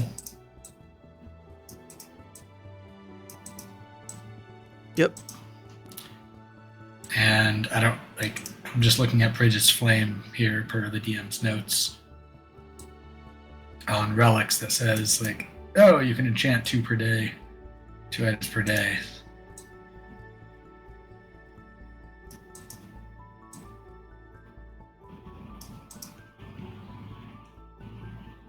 So I don't know if we want to try and do anything with it for these clothing items, or if we're...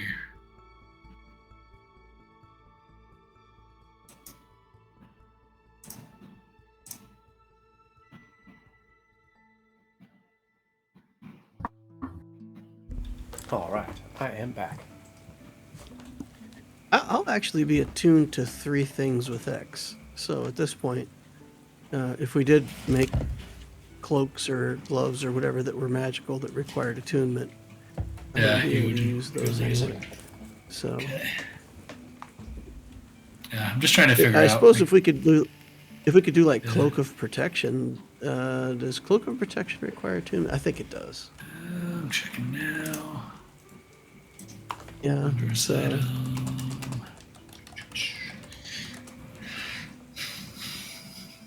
Loading. Yes, yep.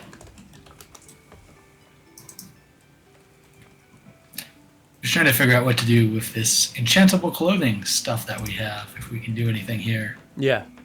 before we move into the more into the stone.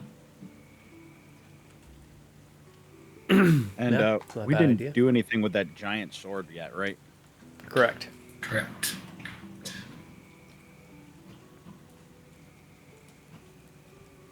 So far, it looks like the only relic unclaimed is the Rod of the Dagda, which is striking and healing, essentially, with a little extra.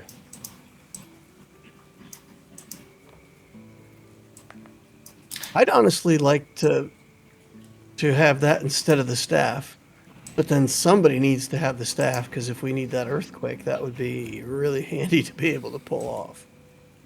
But the route give of it to our attack wizard. would be great. Yeah, give it to our wizard. I mean, we could give it to Gravelix or something. I mean, if you want to get clever with it. But yeah, the Dagda would actually, the fact that you could trigger healing with it and then the book makes it max healing is pretty fantastic. Yep. DM, Yeah. I was going to Does say, that- if it doesn't go to you, go ahead. does that very large sword have the heavy and reach properties? Definitely. So, just question. Mhm. Would polearm master stuff apply to that great giant sword? Yeah. Okay. Cool. Just curious. Mhm.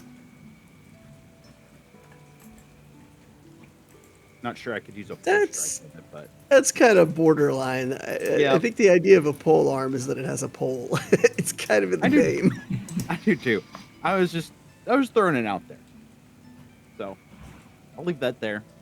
I'm willing to. I'm more than happy to accept any ruling on that. I'm reaching really. Okay, in terms of like your pole strike extra attack, no. I- but it would well, I give you don't- reach in terms of getting that opportunity attack. Okay, cool. That's the one I was hoping to get, the reactive strike. Yeah. So, I figured polearm. I don't think I would have felt comfortable using a pole strike with that because it's not. There's no pole to strike with. Yeah, yeah. So, But no, I'll give you the reactive strike with it. cool.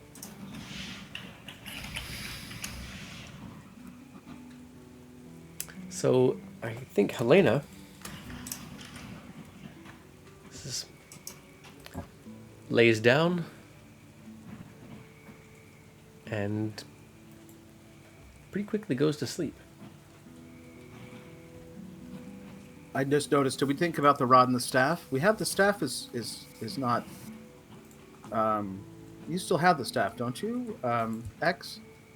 Yeah, I was saying I would rather have the rod and the book both attuned and give somebody else the staff. But the fact that that staff can cast an earthquake might be a game saver for us. So I feel like somebody in the group has to have it attuned, or it would be a good idea. Yeah, I mean, I don't mind attuning to it. Cool. It can be used one-handed. I suppose I can carry it on my back. Sure. I'll attune to it if you don't. Yeah. kind of goes with my whole mold earth vibe. He's an earthy kind of guy, so let's see if All right, you vibe I'll- with that. I'll give it to you. All right. Consider it a group resource, though, whatever we needed for crowd control. Oh yeah, it's pretty useful. Yeah. Move earth and stone once a day, catapult 3 times a day, wall of earth once a day, twice a day Yeah. for melts minute meteors. Yeah, And, it's pretty glorious. Yeah, earthquake, but it takes half your constitution to do it. Oh, wow. Mm-hmm. Wow. That's cool. Well, it's an 8th level wizard spell, so it's no joke. Yep. You know. It's pretty amazing. Yeah.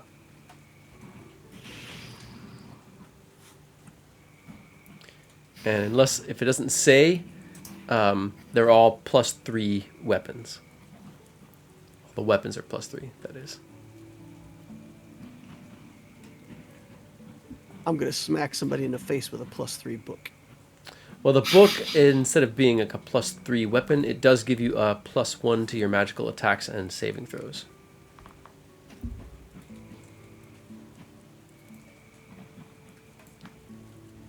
Or a +3 to your magical attacks, and currently a +1 to saving throws.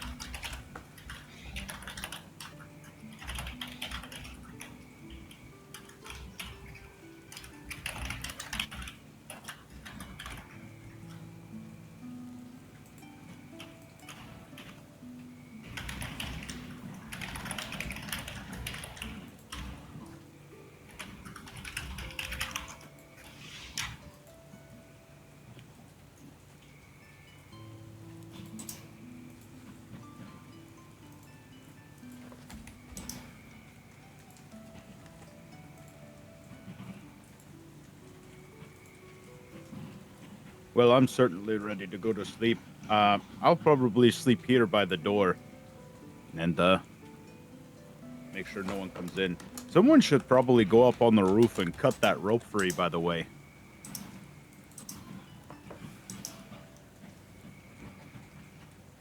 That is a good idea.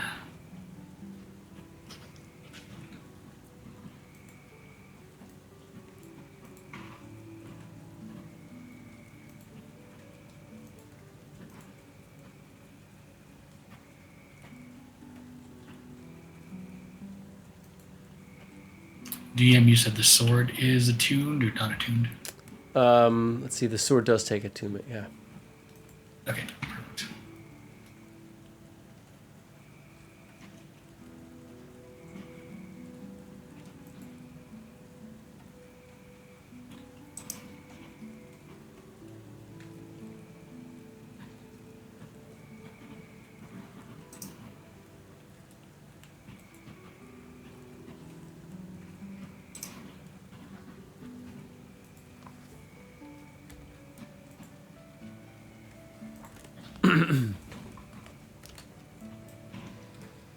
All right, so as you all rest, attuned to these items,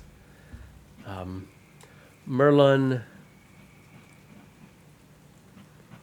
he sort of occasionally falls asleep in the middle of his pile of work, wakes back up, and continues until he has a launcher on his back that will launch the Spear of Lu while he has his hands free.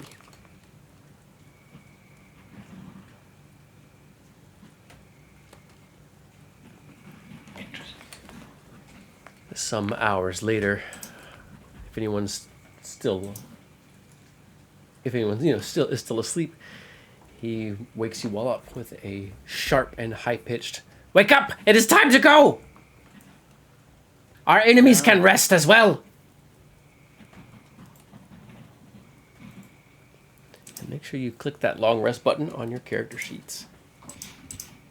All right.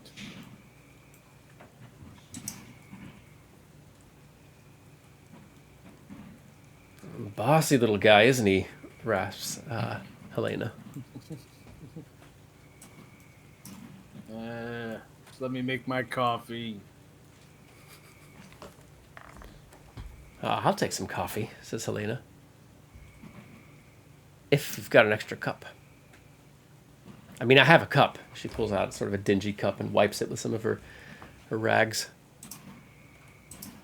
I've got a tin cup. Start heating it up. You have 10 cups. That's enough for everybody. But But I got 10 tin cups. That's what I got. They all stacked together neatly in my bag here, you see. For picnics and such. Well, I think this is the closest we're going to get until we, I don't know, kill the masters, I guess. What are we doing anyway? What's our next plan? Says Helena. Well, we take out that hag. I say we leave the hag and head upward. Let's disrupt this ritual for good. All right. The hag is of no consequence! Oh, I guess we'll talk to her later. I don't believe she's a friend. She seemed think so either. upset that we killed.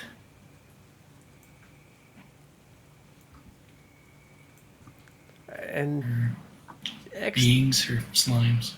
yeah, so didn't one of you say that the hag was working with the goblins here? Doing something to them? Maybe we should kill her, says Helena. She just kind of glares at Merlon.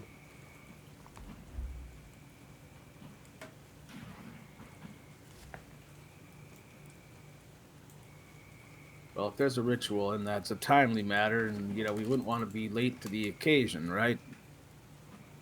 People appreciate it when you show up just a little bit early for big rituals like that.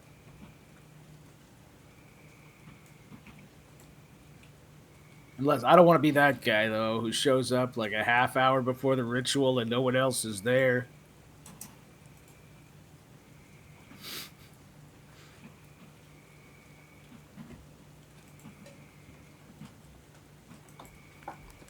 What does X think?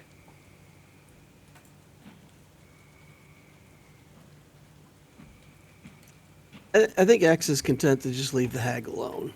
Like, let's not add more difficulty.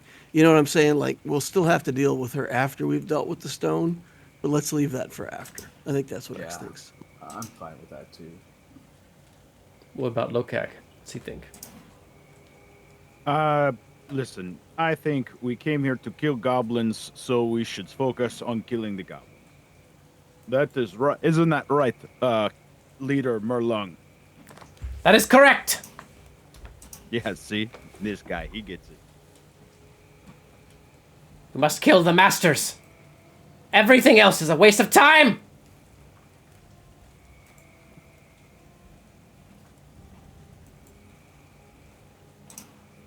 Lokag taking the initiative as Merlung's captain gets up.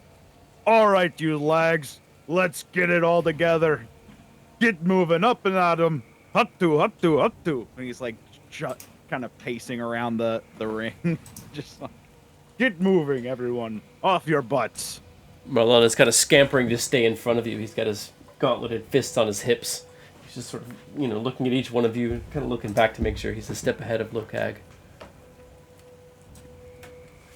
Yes, listen to the captain!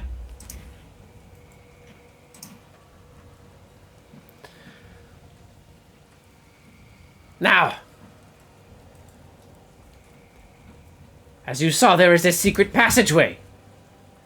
There are also stairs. These stairs are guarded by hobgoblins. The secret passageway leads to Green Belly's rooms, his chambers, where he conducts his own part of the rituals. But Greenbelly is not important! Why is Greenbelly not important?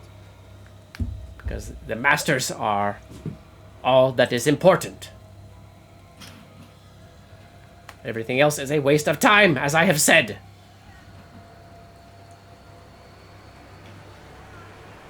Golden Girl, I think we take Secret Passage. What do you think? Cliff? I agree. I think secret passage Yeah, is the right I'm all about path the forward. secret. Okay, sounds good.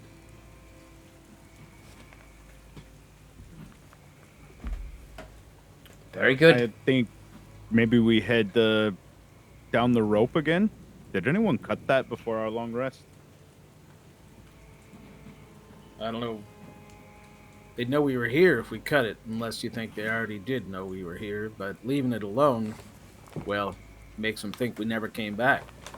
Well, if nobody cut it, then rope should still be there. Let's I go hope so. on the rope. Yeah, I'm with you. Lokag will start heading out to the roof.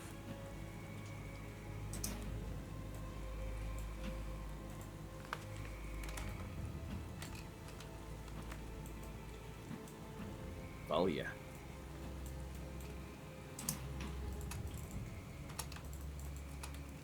As he climbs up, does he see is the rope still there? It is.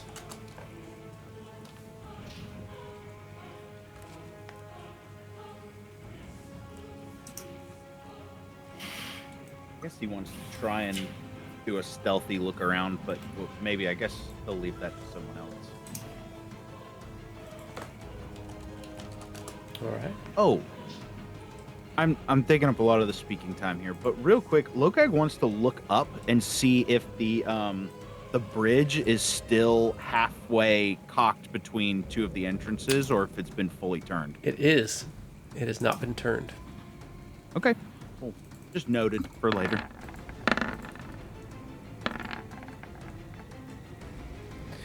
All right, as you climb out and check the rope, you can see there's some large figures hiding along the wall. The flames to the brazier have been put out, or at least they're burning incredibly low,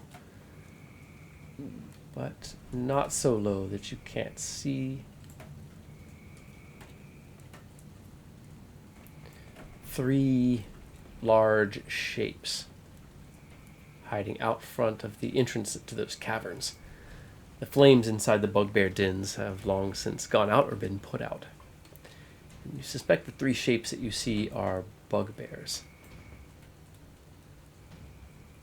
The gang told you that they were supposed to, or Clifford told you that they were supposed to be pretty stealthy. So you figure if you see three of them, there's probably more than that.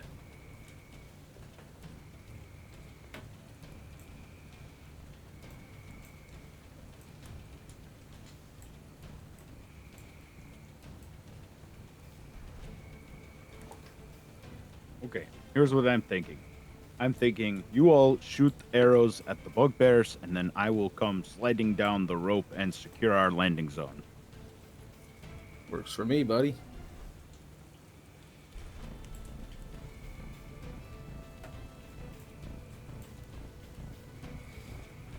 Fine by me, says Helena. I'll just move up and cover you. Bugbears, you say? Let's see how this bow handles some bugbears.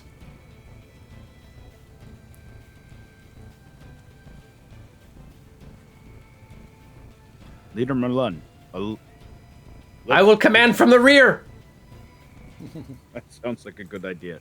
And maybe if you go a little quieter, you are screaming literally every word. Just an advice from Captain Lokag. A leader must be heard! Lokag just puts his hand over his head. He goes, okay, well, you guys kick it off, and I'll slide down the rope. I'll take them on.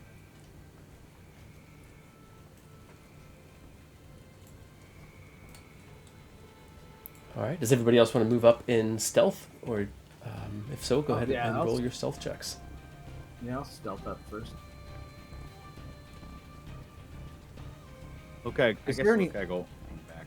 Is there any hope of being able to?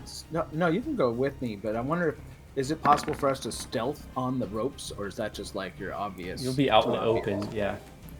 Once Yeah, you're within the so range of their dark I vision, think- they'll be able to see you. Yeah, so I'm gonna stay on the edge of the roof where I can still shoot them. I wonder if I can get prone. That fog's not there either, by the way. Yeah. Yeah, I got you covered on the roof if you want to do your slide. I will long strider the Lokag before we kick any of this off. Oh, sweet. 1 hour, right? 1 hour. Okay. I could probably afford to long strider Millie as well, if you would like it. I don't know if it'd be too necessary.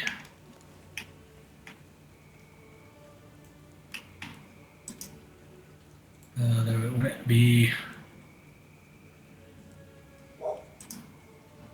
I mean, it would be nice. All right, let's try it. So you can have long strider also. All right.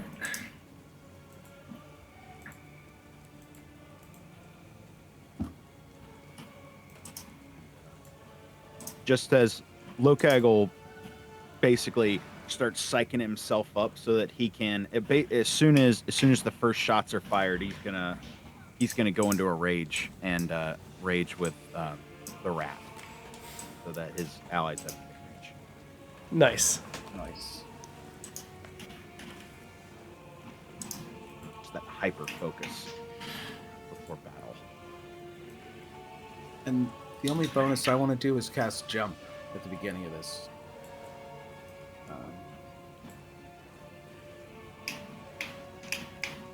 Okay. So I should be able to jump across. All right, so when are you wanting to do that? Are you wanting to do that before Lokag moves across the rope? No, just if we're talking about what we're doing ahead of time, he'll do that. It's a bonus action, so I'll just do it when he rages. Okay.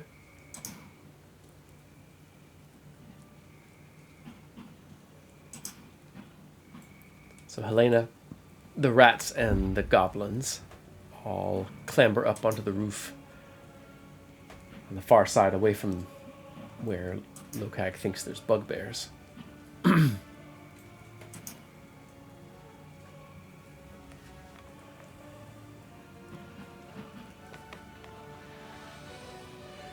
don't think I rolled stealth yet, sorry. Yeah, let's go ahead and see that. I'm just going to sort of stay low to the ground. Ooh, not a great roll. But I do have Pass Without Trace, or is that up yet? I don't think it's up anymore. Yeah, Alright. no one mentioned it. All right, yeah, then I don't know if I'm close enough for them to see, but I will be prone for now. Okay. So belly crawling across the rooftops.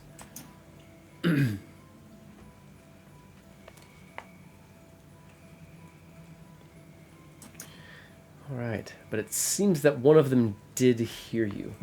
It moves over toward the brazier and drops a heavy cloth over it, and the area goes completely dark. You can hear those three bugbears moving, but again, as of now, it's totally dark over there. What's Clifford's dark vision range? I think it's 60, but yeah. I'm pretty sure that's right. X, what about you? What's your dark vision range? 60. Okay. Yeah, I think it's the same. Still on both sides. 60, yeah. Okay. So yeah, the area is just a river of darkness over there. No flames come from within the bugbear hovels. Do we think that put the fire out, or it just put a cloth Covered it. over it? Cloth. Yeah, likely just. Who knows? You're not exactly sure. You didn't hear the flame sizzle. Right. Yeah, we can make our own light, yeah. Lokag, Blokag suggests that he could start it off by sliding down the rope and basically just dashing his way to the brazier. With Longstrider, he No. can make it. We gotta light the place up, but you don't know where you're going. I've got a good idea of where it was. Why don't we just light the place up? I think I've got. So Gotta have someone to light. while you all would be able to see if someone cast like a light spell or threw a torch over there, it would also make it a lot easier to see you depending on where you place it. And it could potentially ruin some stealth. But again, that'd be based on where you placed it. Well, look. I know where I'm going. Why don't I try to sneak in there? I'll hop in there. I can see them. They can see me. At least we're even. They're gonna have an advantage against you, and well, I don't mind taking the risk.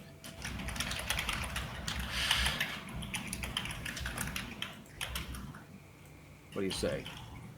All right. Hex will give Cliff kind of a thumbs up and also like shield up. Oh, shield of faith? Oh, shield up, like that's what you're doing with the other arm, is holding the shield up? That's fine. I think I can jump 30 feet to the brazier. I think I know how. So, what do you want me to roll? That's 30 feet to jump across from the corner here to over here. That's 30-foot jump if I use my jumpy. You want me to roll another stealth? Nope, you've already rolled stealth. That's going to be your stealth for now. All right, so they might see me. That's just my move action. I will ready action to fire if I see one of them. Ready action if I see one of them appear within my 60 feet. Do I see any of them yet? I am now much closer. Give me just a moment. Yeah, then might just shoot them. Or I might play it cool. Let's see. You see 3 of them. They are, let's see here. They are leveling javelins at you. They're a little bit out of range. I do alter the range of javelins by 10 feet in my games, and hand axes and stuff like thrown weapons I'll also alter. They're a little long. They have a little longer range. Yeah, javelins will have 40 feet. Javelins were Cool. traditionally pretty long range weapons. All right. But so I know I'm out of range for now. As far as except for one of them is going to be in range, I think. All right. Nope, not quite. So they're all going to be at disadvantage. They're each going to snap out a javelin towards you as soon as they see you. All right. So the top one can, and we can all see each other basically. Yeah, we can all see each other. So, do you want to take your shots? Yeah, I'll go ahead and just roll them out, and you can roll yours out. Yeah. I may just. Can I dodge? I'll dodge. For my action, so you can roll. If you haven't rolled yet. I've already rolled. It's fine. Then never mind. Either way, only fine. one of them is going to hit you for a 20. That's fine. I think I don't- that. Oh, 23 now. With Oh, my fancy shield. With fancy shield, that's So, right. yeah, So they all never miss. mind on the dodge anyway. One of them Yeah. shatters on your shield. Beautiful. Well, I'm gonna do what I said I was gonna do, and I'll just keep running. Okay. And can I move, object interaction pull the tarp off? Absolutely. Give me just a moment. I'll try to do it with a flourish as best I can with my -1 performance check. See how. Oh yeah, not much of a flourish. Looks like he's just setting up a campsite and he's just being. It was 0 on my performance check. All right, hold on just a moment. So as you dash closer, you spot Oh boy. other figures, but not before they too make attacks. One of them's still out of range. Right. Two of them there are close. They're going to get advantage, but against that 23 AC, probably going to miss. Because these were hidden. Sneaky. Whoop. So Praise the shield. Nice. Shield of Maeve. 2 misses there. There is... Let's see here. Another one at disadvantage.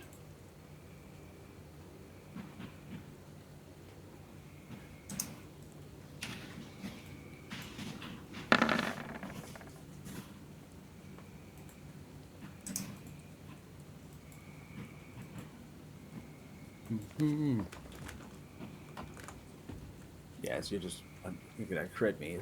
I'm worried about the crits. Is my biggest concern. Understandable. Oh, see, I jinxed it. Oh, but disadvantage, right? Not from this one. This one was one of the ones you did not spot. Then that one's gonna hurt.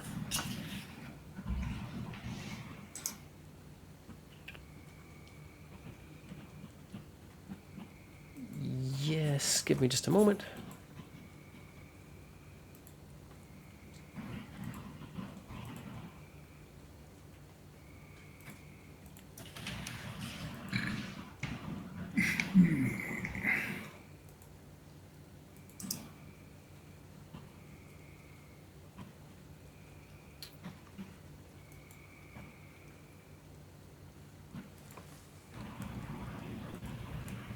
Actually, let me double check on that. Yeah, right in that 30 foot of range. So yeah, it's going to get... Hopefully this does right. That did not do right. Okay.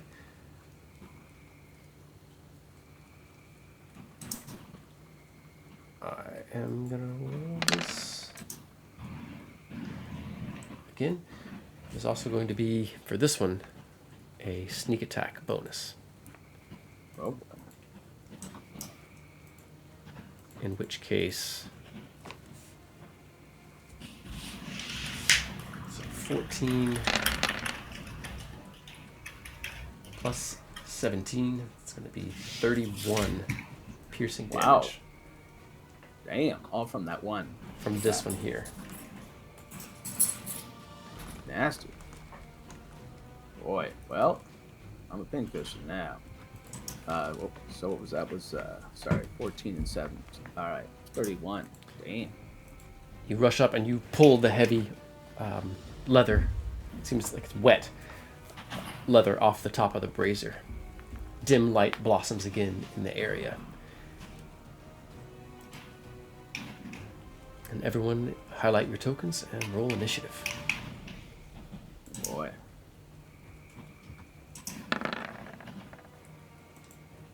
Better me than you, Lokag.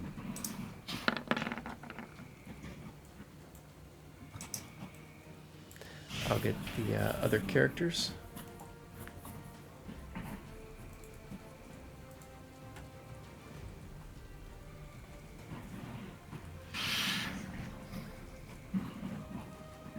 All right, so at the top of the order, let me make sure that's right, is Lokag. All right, Lokag, psyching himself up, getting in that rage of the rat. He is gonna take his movement. Oh wow! So I guess he's gonna dash anyways. So he's gonna take his movement and dash. And he can go 110 feet. And Wow. he's just gonna get right up in there. He's gonna go Yeah, no extra movement Right. to slide on the rope, of course. here. Okay, good. That's the full 110 feet. Beautiful. Any bonus actions And- for Lokag? Used his bonus action to rage. So, rage of the rat. Everyone within 5 feet of Lokag is the party has advantage on. Nice. Which is And the that one that is critted turn. Clifford. Credited. Critted with a sneak attack. Next in the order is Millie. All right. Clarifying question. Where does the rope begin? That movement is not being accounted for.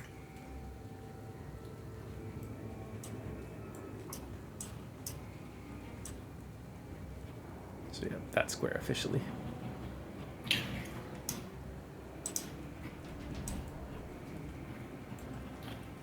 As bonus action, she will restart Shield of Faith.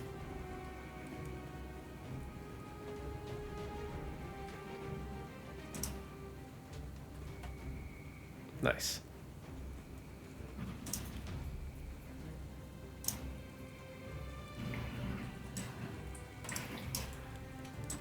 Turn the rope.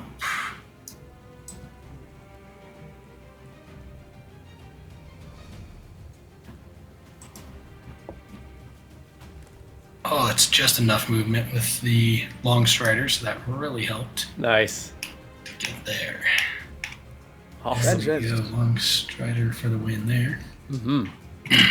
Yeah, good thinking, X.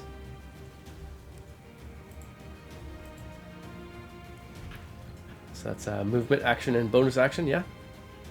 That was movement, bonus action. Ah, okay. I have yet to take an action, which will be to attack this bugbear. You probably screwed up in time to see it zero Cliff with a single javelin toss. I am next to Locag, which means advantage. Yep. It was so close to a natural 20. That's But definitely that is a hit. 27 to hit for 11 damage. All right.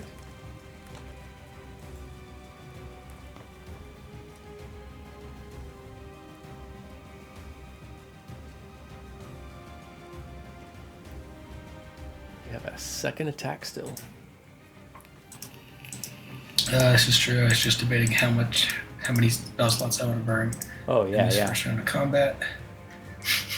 Thinking of your smites, yeah. Instead, yeah. I'll just use another attack to attack him again. Another advantage. God. 15 to hit. 15 is his AC. That's going to hit. Amazing. 7 damage. Nice.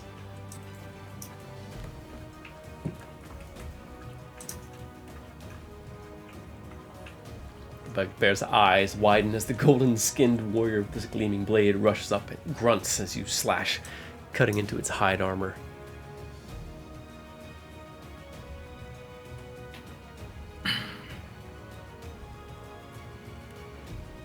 All right. Next in the action. Awesome. And it's sapped. Nice.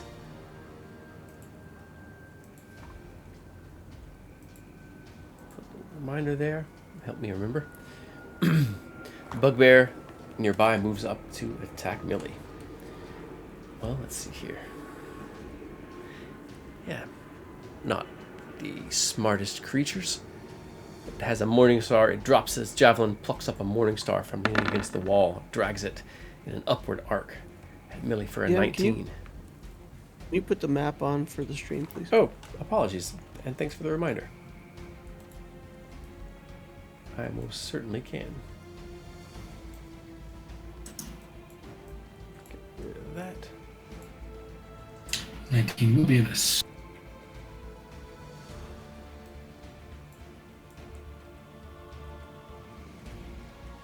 Yeah. All right, there we are. Yeah, the bugbear swings for 19. Of course, that misses Millie.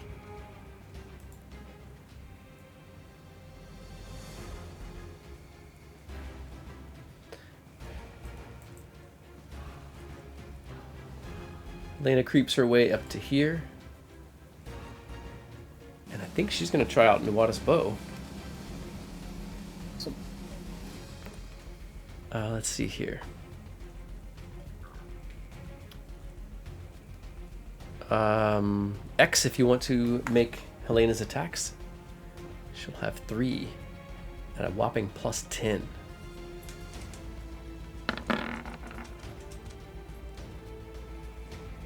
Alright, that 1 is of course going to miss, so roll a d6 for the mishap. She's gonna reroll that. Never mind. She can't. Right. Yeah, only players get inspiration, not characters. So you could use yours if you wanted to use your inspiration. Use my inspiration and give it to her to reroll it. Yeah. Sure. Okay. Let's go. Go ahead. Nice, because she was Right, going to so drop her bow.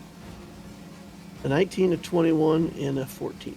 All right, the 14 is going to miss. The other 2 are definitely going to hit. I believe it is a D8 plus, give me a second here, plus 7.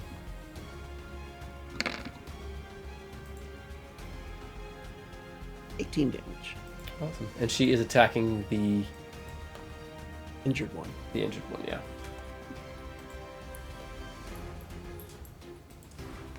That is the rest of her movement. She shouts at Bubby. He begins to scamper down the rope.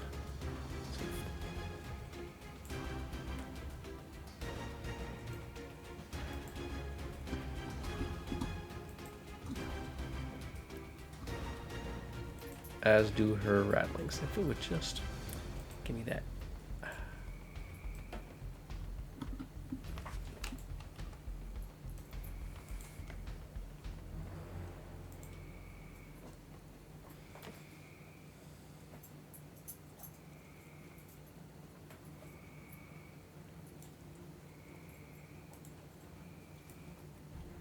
She used her stealth sneaking up. Does not have a long strider. Another bugbear pushes itself off the wall, sort of trying to come as much in a crouch, getting some cover behind the giant brazier, and swings its heavy 2-handed mace at Clifford. A single roll, 11, is going to miss. And next in the order is Clifford. All right. I was thinking about doing something clever, but he wants to dance. Pull out my blinding blade. At least he doesn't want to make romance. Yeah, pull out the blinding blade. I'm gonna boom this. So I haven't been in melee in a while, so this is exciting. See what I get. 22 hit, I assume. That's a hit for sure. All right, and then he'll get a boom. Did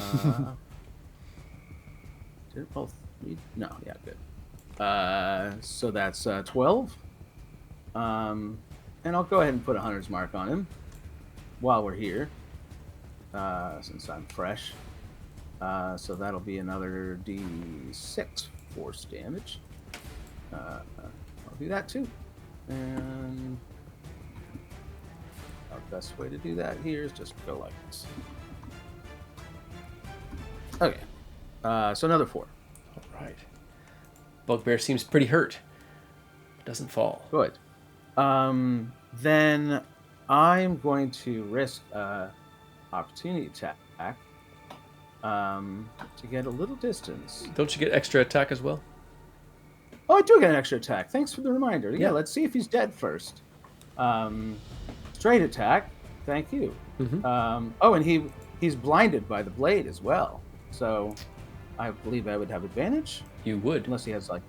Let's see, let me make that save for him. Alright.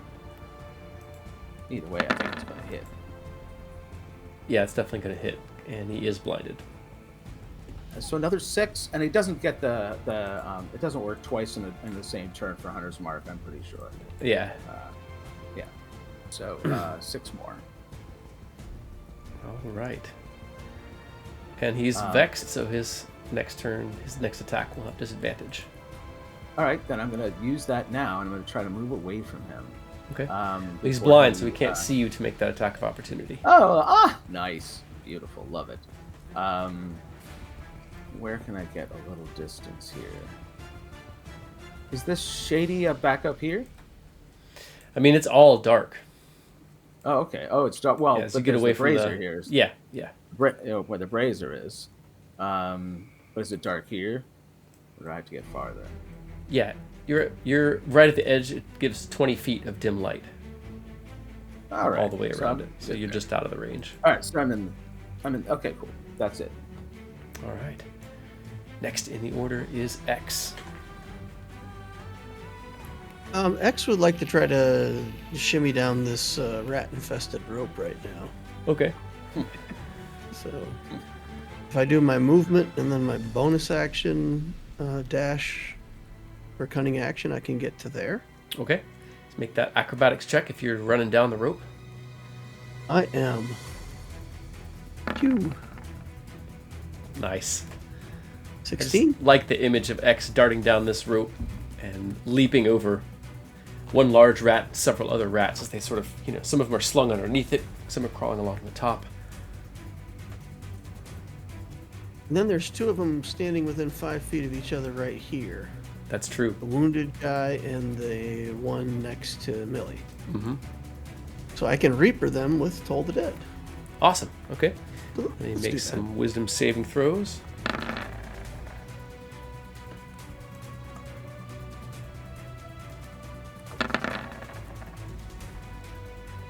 A 17 and a 13. The healthy bugbear makes a save, but the wounded bugbear does not. If that book is affecting my spell DC, then it's higher than 17 now. Nice. Okay. Um, In which It case, shows a 19 if I use a +3 from the book. okay. Oh no, the book gives you a +1 on your DCs, +3 to spell attacks. Okay, so then it would be an 18 because it was a 17 before. Yeah. So it's gonna fail.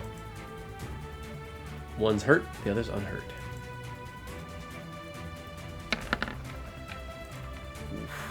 10 to the injured one, and 8 to the uninjured one. So an interesting thing happens when you kill one of them. The wounded one is actually drug down into the stone as if it's loose ground. Even though the stone at Millie and Lokag's feet is as solid as ever. Skull Player bugbear 0 dies. says, another one Its bites the dust Legs balancing the disappear scales. into the stone. As if it's drug The part hands of the actually way. pull him in. Mm-hmm. Nice. Alright, anything else for X? That's all I got. Alright. One of the bugbears attacks Lokag. It too, with a two-headed morning star. And a 12 to hit is going to miss.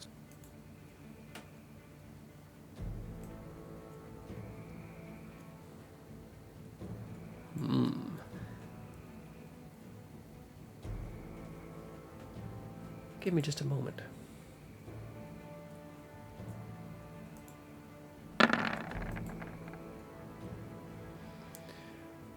One roars and steps over its fallen comrade. And let's see here. It's probably going to attack Lokag. They look for easy targets. And he is not wearing heavy armor and wearing a shield. But still, that 11 is going to miss Lokag.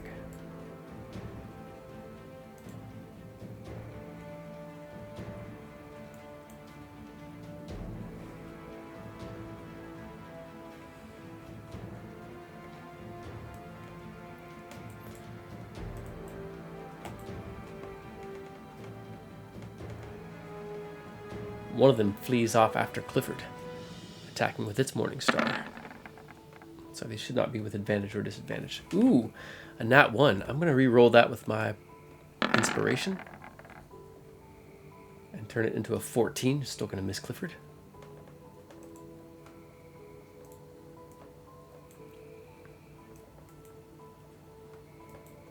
Merlin glides forward, attaching himself to the rope. Can't end his space there. Give me just a moment on Merlin. He's a little bit of a movement boost.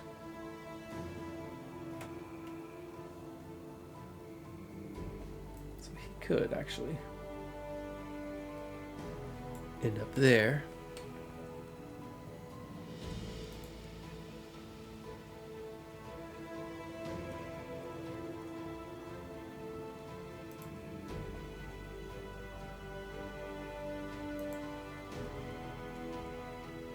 Checking something really quick.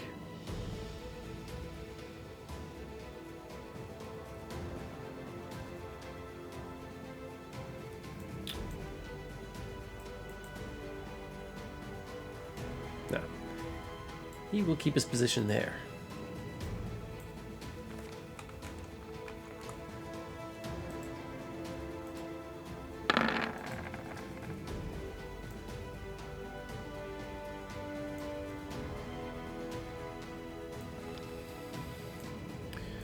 One bugbear flees into a chamber. You hear the bugbear beginning to shout. Clifford, the bugbear is calling an alarm, waking others. Get up, fatheads! We have company! We're getting killed!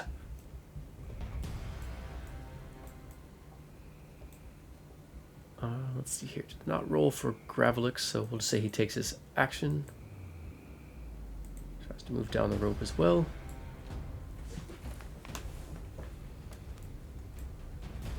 Now, as some of you rush into the fray, Clifford dodging back, followed by one of them.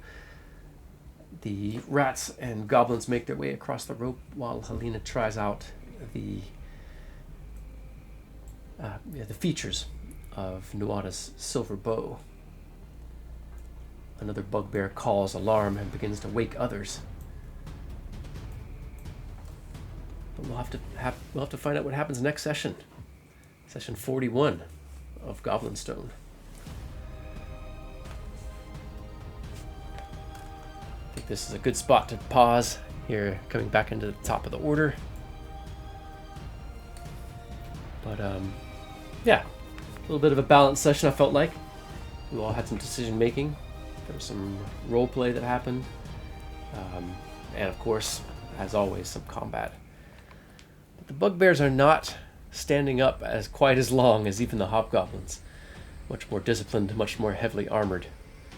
But you expect that there are quite a number of bugbears. But let's check in. How was y'all's session? Cliff, how about you? Any thoughts for you on the session? Oh, you're muted, bud. Sorry about that. Yeah. No, this is great. We're all being strategical about this, and it's pretty glorious to just come swinging in there and leaping into fray, and just that one hit that gets him. Like the shield is like blocking all the other things. The shield of Maeve is just like magically deflecting all, but the rogue just gets under it. So it was kind of poetic. Yeah, I'm having a good time. Heck yeah. Good sesh. I'm looking forward to the first enemy that casts a targeted spell on Clifford. Clifford gets a nat 20 on his save, and we get to see what happens. Oh God, yeah. Well, how about you, Lokag? The foe of slimes. I don't like slimes very much. I think I'm going to agree with Rat Girl that they are very annoying. Very happy to be back on the platform and facing bugbears. They're more my size, so seems more fair to me. Absolutely. How about you, Locator? Any thoughts for you on the session?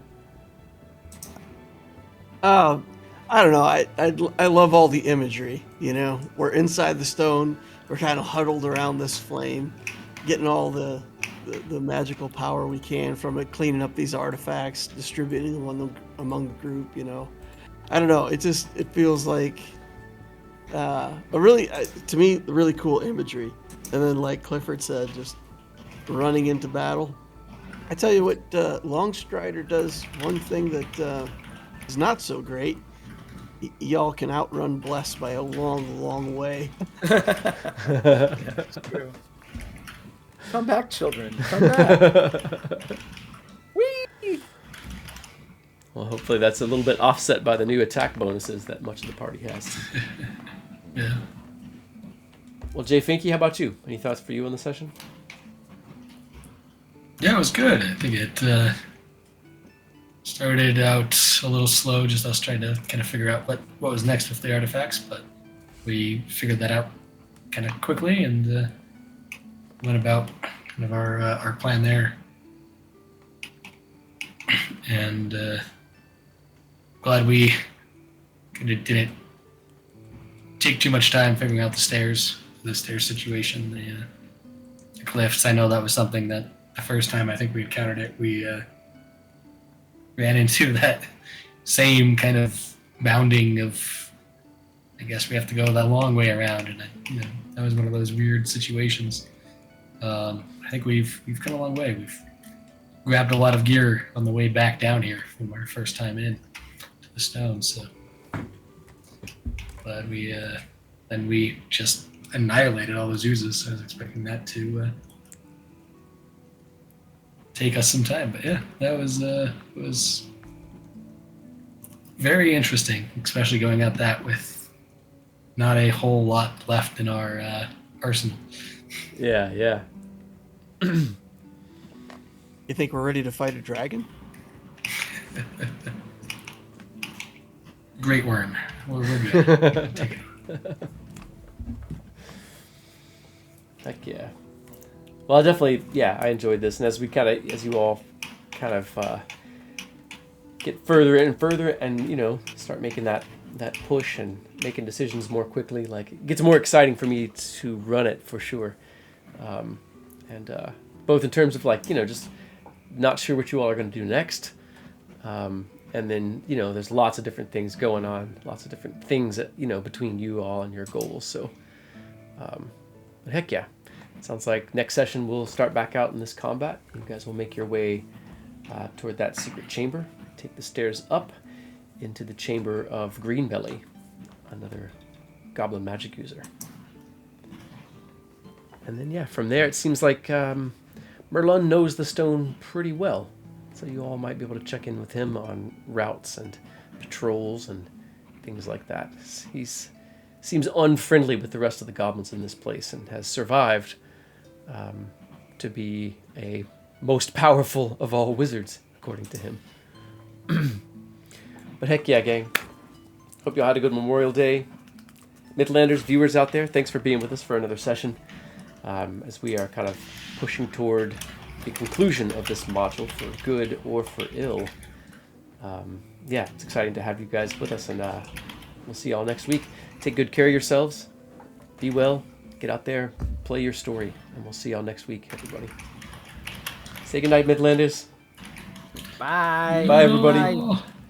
Good night. Good night.